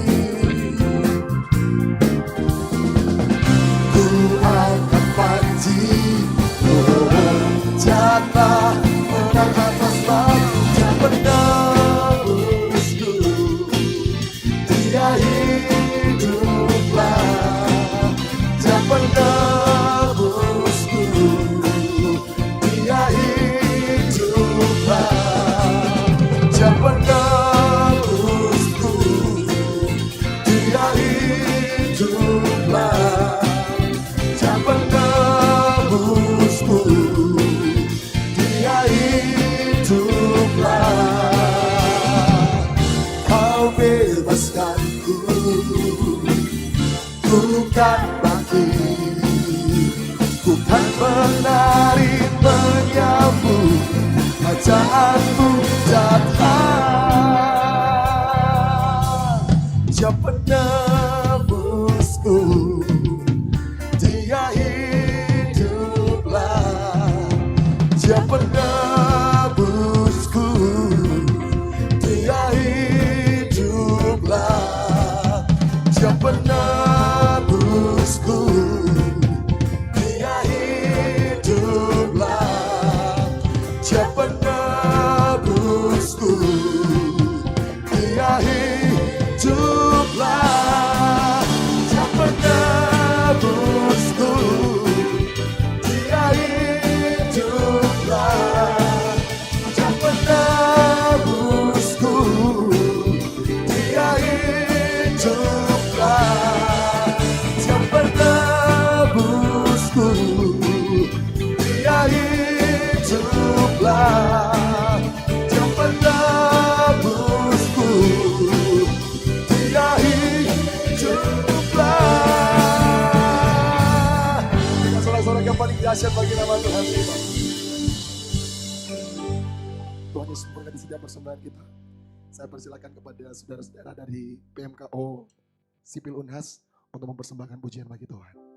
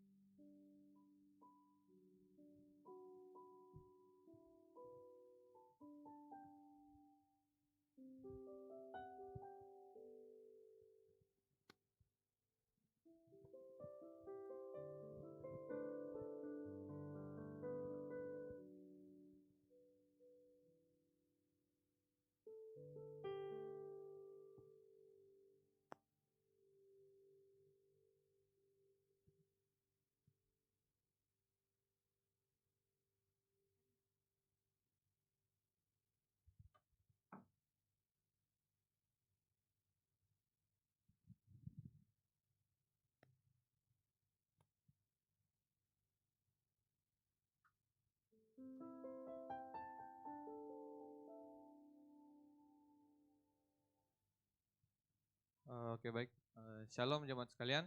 Shalom.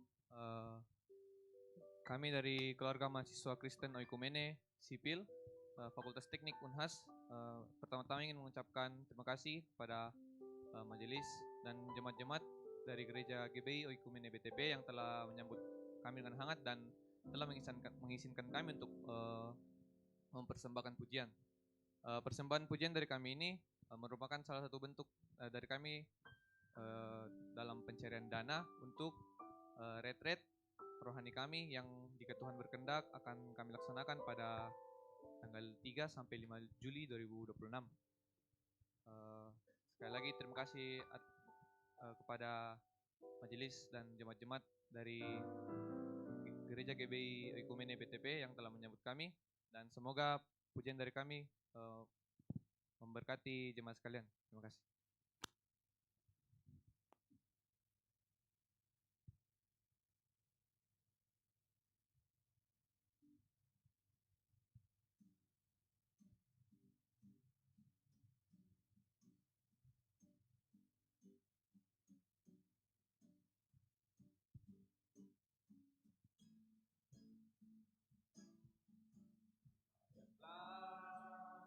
Pernah dilihat mata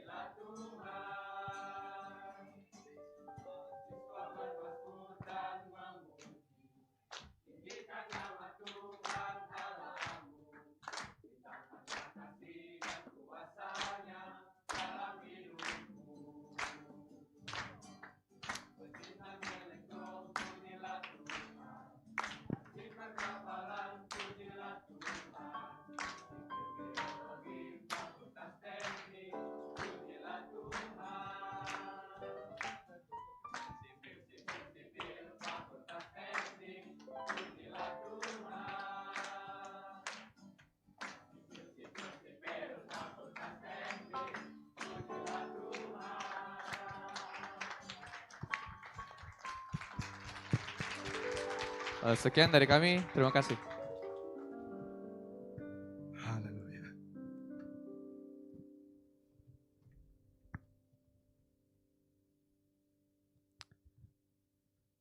Kami ucapkan banyak terima kasih kepada saudara-saudara dari PMKO Sipil Fakultas Teknik Unhas yang telah mempersembahkan pujian bagi nama Tuhan kita. Tiba saatnya kita akan mendengarkan pengumuman untuk selama sepekan kepada tim multimedia yang melayani. Kami persilakan. Shalom jemaat yang dikasihi Tuhan. Berikut beberapa informasi kegiatan GBI Oikumene selama 1 minggu ke depan. Bagi Bapak Ibu Jemaat Tuhan, mari bersekutu dan beribadah bersama pada ibadah musbah keluarga yang akan diadakan minggu ini. Berikut informasinya. Kami mengajak teman-teman semua yang rindu bersekutu dan bertumbuh bersama dalam Tuhan untuk hadir di ibadah ground Grow Up in God. Bagi teman-teman yang belum bergabung di salah satu ground, silakan mengakses barcode informasi yang telah disediakan. Bagi teman-teman yang belum bergabung di salah satu ground, silakan mengakses barcode informasi yang telah disediakan. Doa pelayan dan puasa akan diadakan pada hari Sabtu pukul 6 sore bertempat di gereja.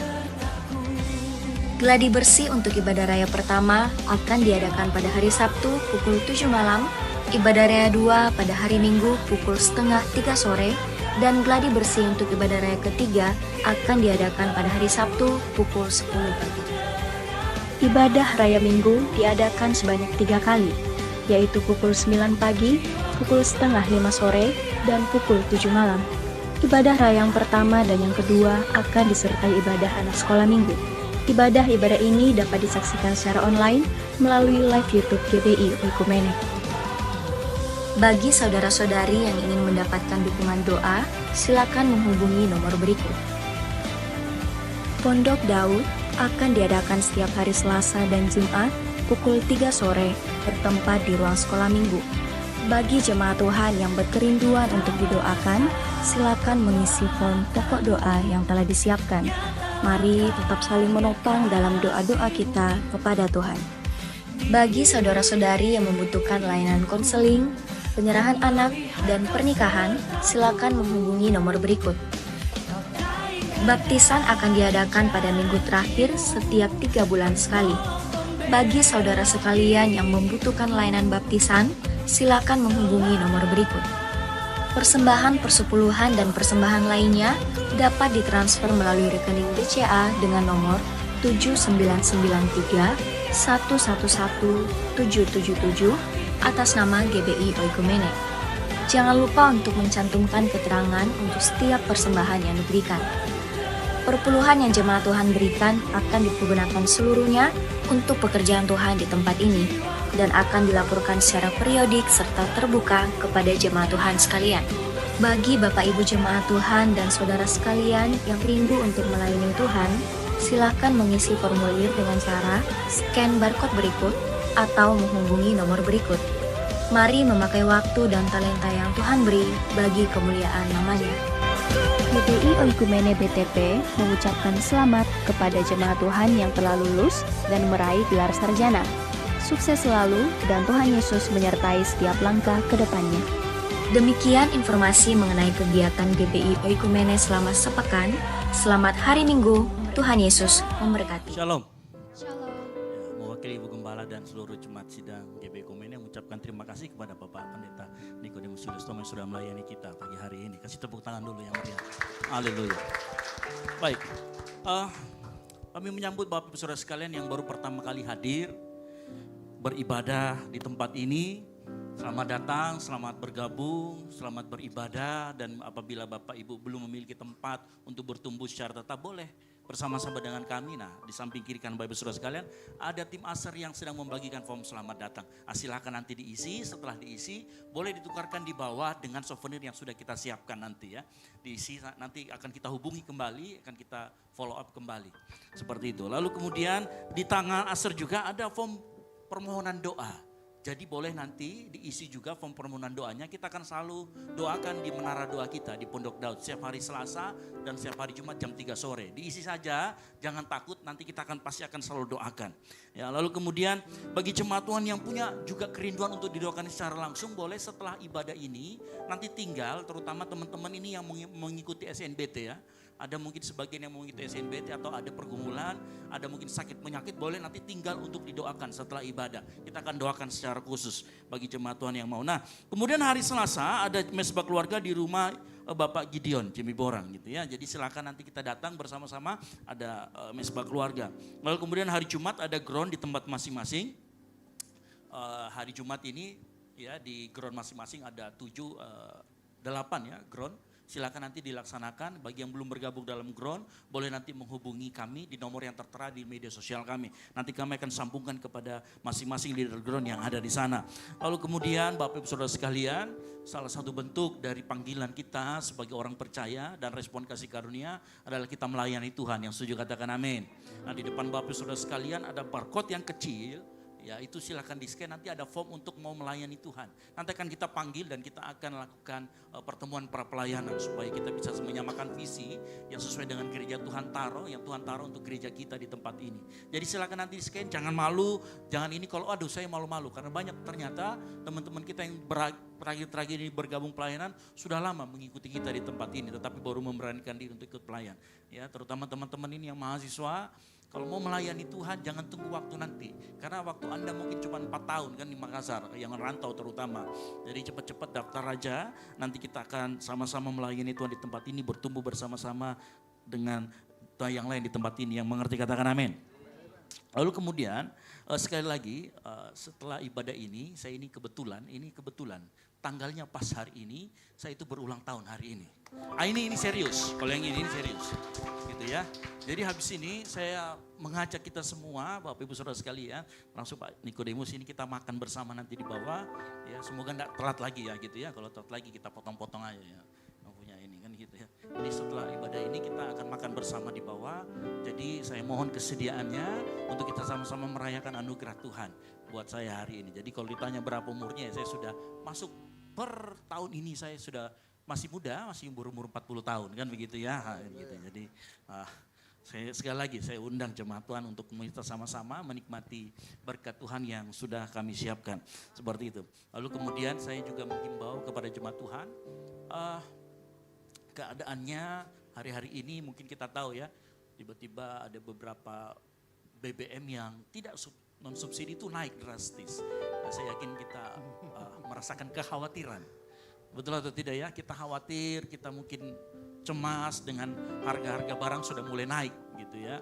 Nah ini saya rasa kita perlu sering-sering banyak berdoa.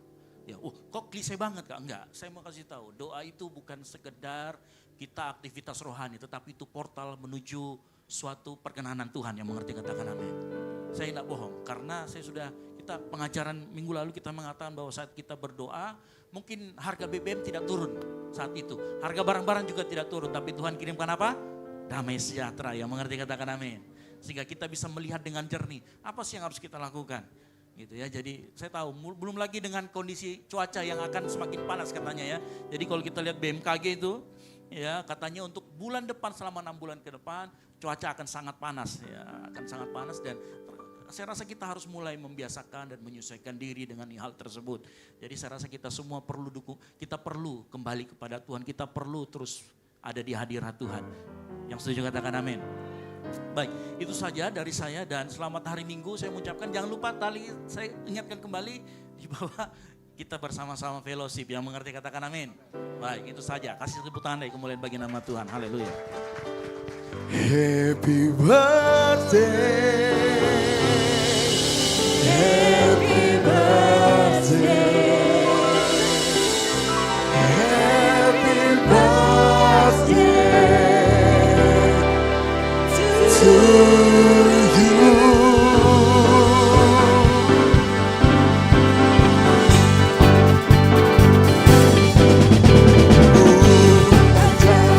Tangan kanan, tangan kiri ada kekayaan.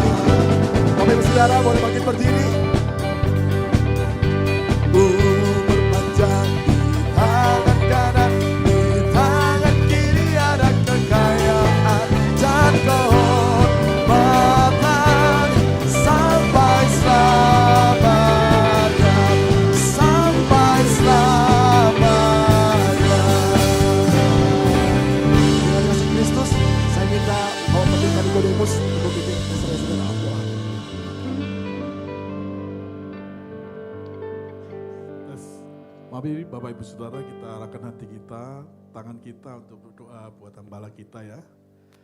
Tuhan, kami bersyukur buat kasih karunia-Mu yang melimpah dalam kehidupan kami. Hari ini kami turut bersuka cita dan berbahagia buat hamba-Mu, Bapak Pendeta Israel yang telah merayakan ulang tahun. Dan selama 1 tahun ada masalah, ada pergumulan, ada kerinduan, ada sukacita, ada tidak sukacita, telah dilalui. Dan hari ini ada, itu oleh karena kebaikan Tuhan. Banyak tanggung jawab, banyak pekerjaan yang harus terus dikerjakan sebagai kepala keluarga, sebagai ayah, sebagai pekerja, dan juga sebagai gembala sidang. Tuhan, kami butuhkan otoritas-Mu dalam hidupnya, kami butuhkan pengurapan-Mu Bapa, kami butuhkan hikmat-Mu Kau berikan buat hamba-Mu ini Tuhan, supaya Bapa dalam seluruh tanggung jawabnya Tuhan dari hari ke hari, Engkau terus akan muliakan Tuhan. Bapa berkati hidupnya terus, Kau pakai terus, beri kesehatan, beri kekuatan, damai sejahtera, sukacita yang melimpah hari demi hari dan semuanya untuk kemuliaan nama-Mu. Kami berdoa Bapa, kami meminta anugerah-Mu terus buat hidupnya Bapa. Kami serahkan hari esok, perjalanan ke depan yang masih panjang. Biar Tuhan terus perlengkapi apapun yang dirindukan, apapun diinginkan, semuanya dibuat berhasil. Kau berkati hidupnya, berkati pekerjaannya, buat kerjanya, dan juga buat keluarganya. Dalam nama-Mu kami berdoa, haleluya. Amin. Namaste. Silakan duduk.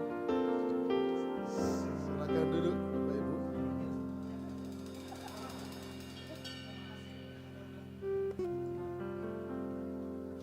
Potong kuenya, potong kuenya, potong kuenya sekarang juga, sekarang juga, sekarang juga. Potong kuenya, potong kuenya sekarang juga, sekarang juga, sekarang. Potong kuenya, potong kuenya, potong kuenya sekarang juga, sekarang juga, sekarang juga. Sekarang dikatakan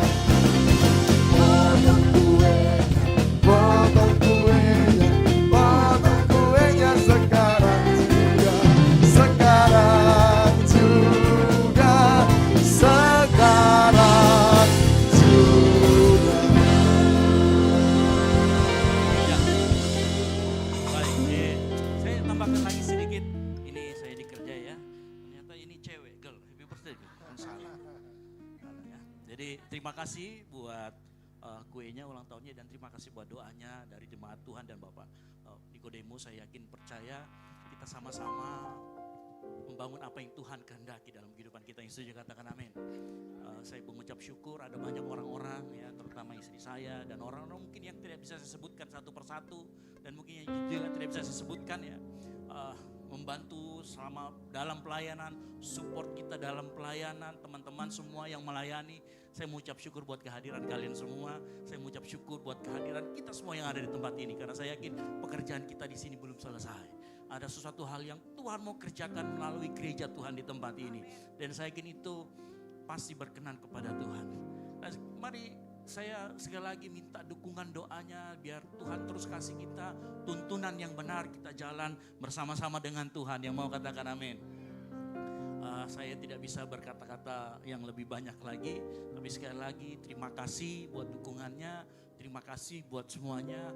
Apapun bentuk dukungannya, saya mengucap syukur, baik yang terlihat tidak terlihat, baik yang saya tahu maupun saya tidak tahu, karena saya yakin banyak yang saya tidak tahu ya, yang selama ini mendukung pelayanan, mendukung keluarga saya bersama istri dan anak-anak saya di tempat ini. Tidak ada kata lagi yang lain, saya ucapkan sekali lagi terima kasih dan Tuhan Yesus memberkati. Haleluya. Kasih tepuk tangan dulu buat kemuliaan nama Tuhan.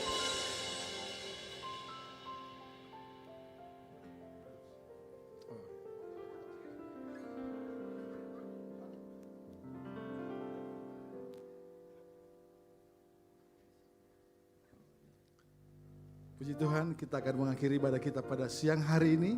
Saya undang kita bangkit berdiri semua. Kita akan menaikkan pujian bagi Tuhan kita.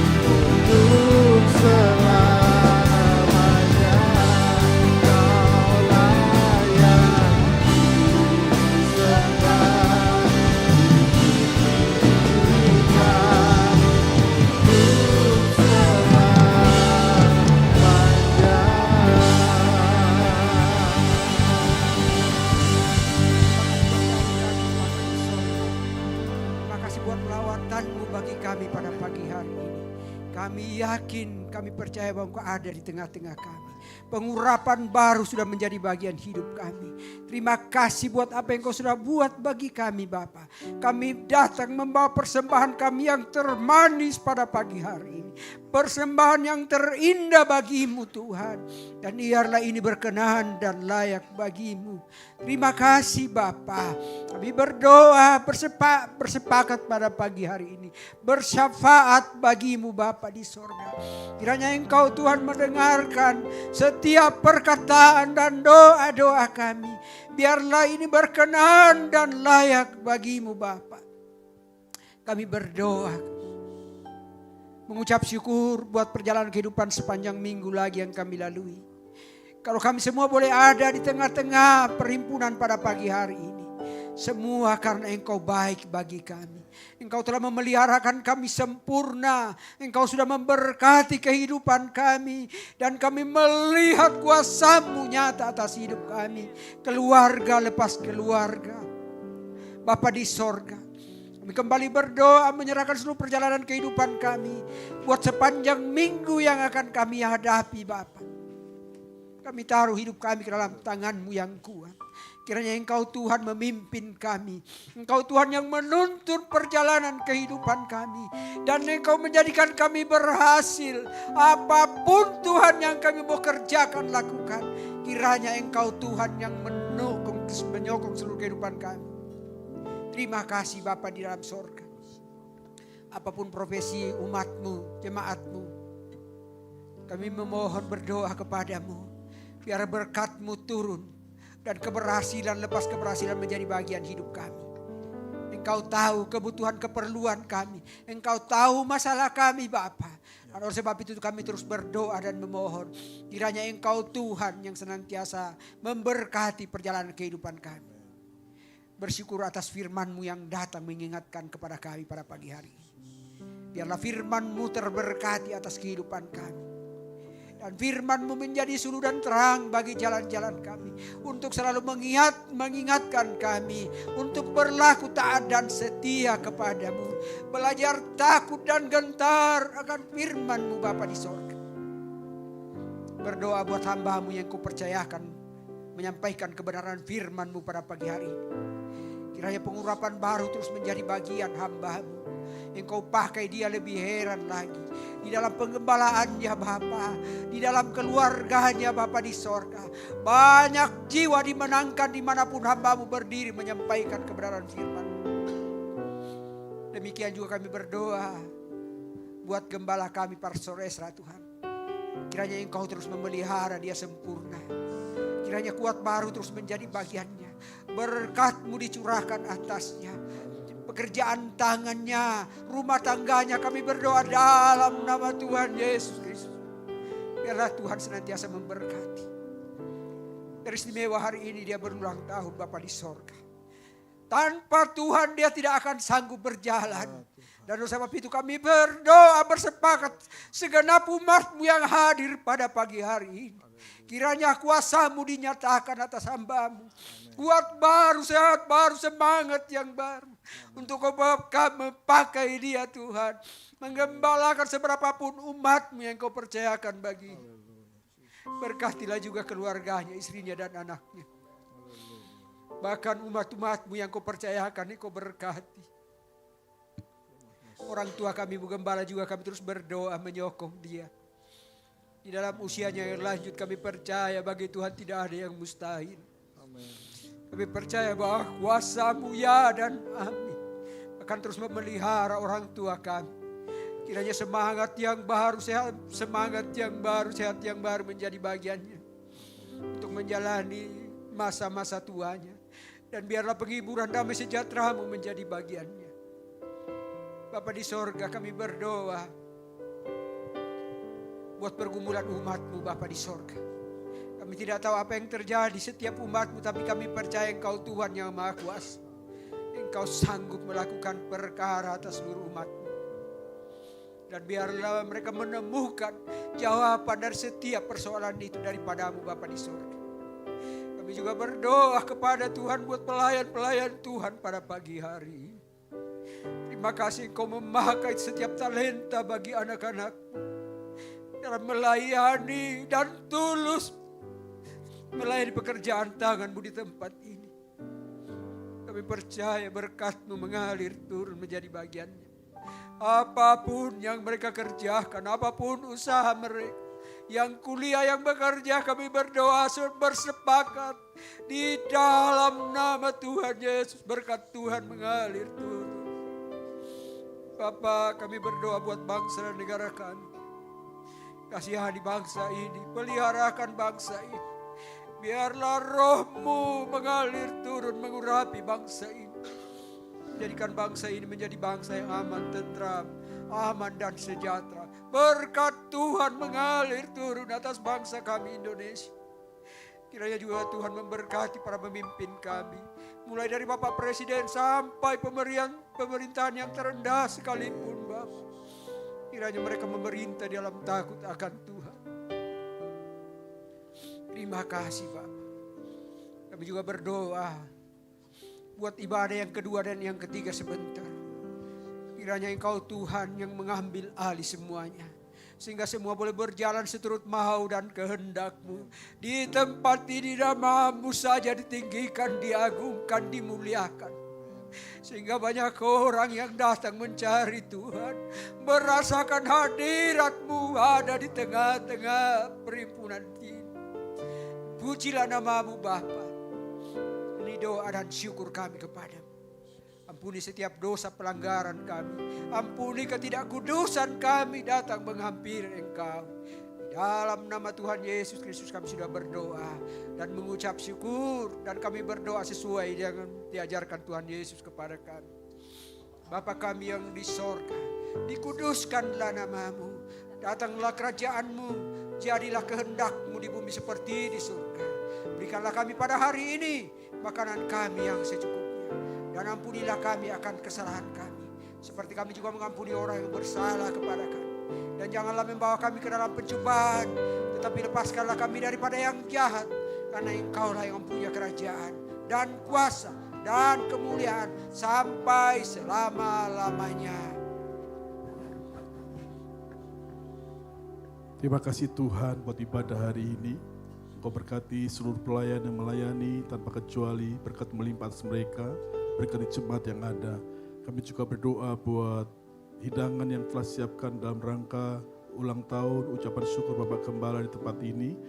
Biarlah kami serahkan makanan minuman yang ada Tuhan, sebagai bukti Allah menyertai dan memberkati, bukan hanya hari ini tapi selama-lamanya.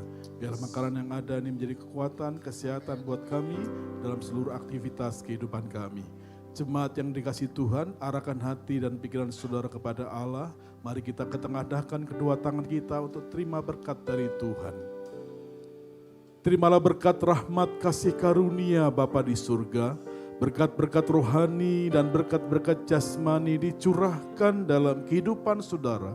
Secara pribadi, dalam pernikahan, dalam rumah tangga, dalam kehidupan anak-anak, dalam pekerjaan, dalam studi, dalam apapun yang saudara pikirkan, rencanakan, kerjakan. Allah memimpin, memelihara, menjaga, dan selalu memberkatinya. Di dalam nama Bapa, Putra, dan Roh Kudus, di dalam nama Tuhan Yesus Kristus pulanglah.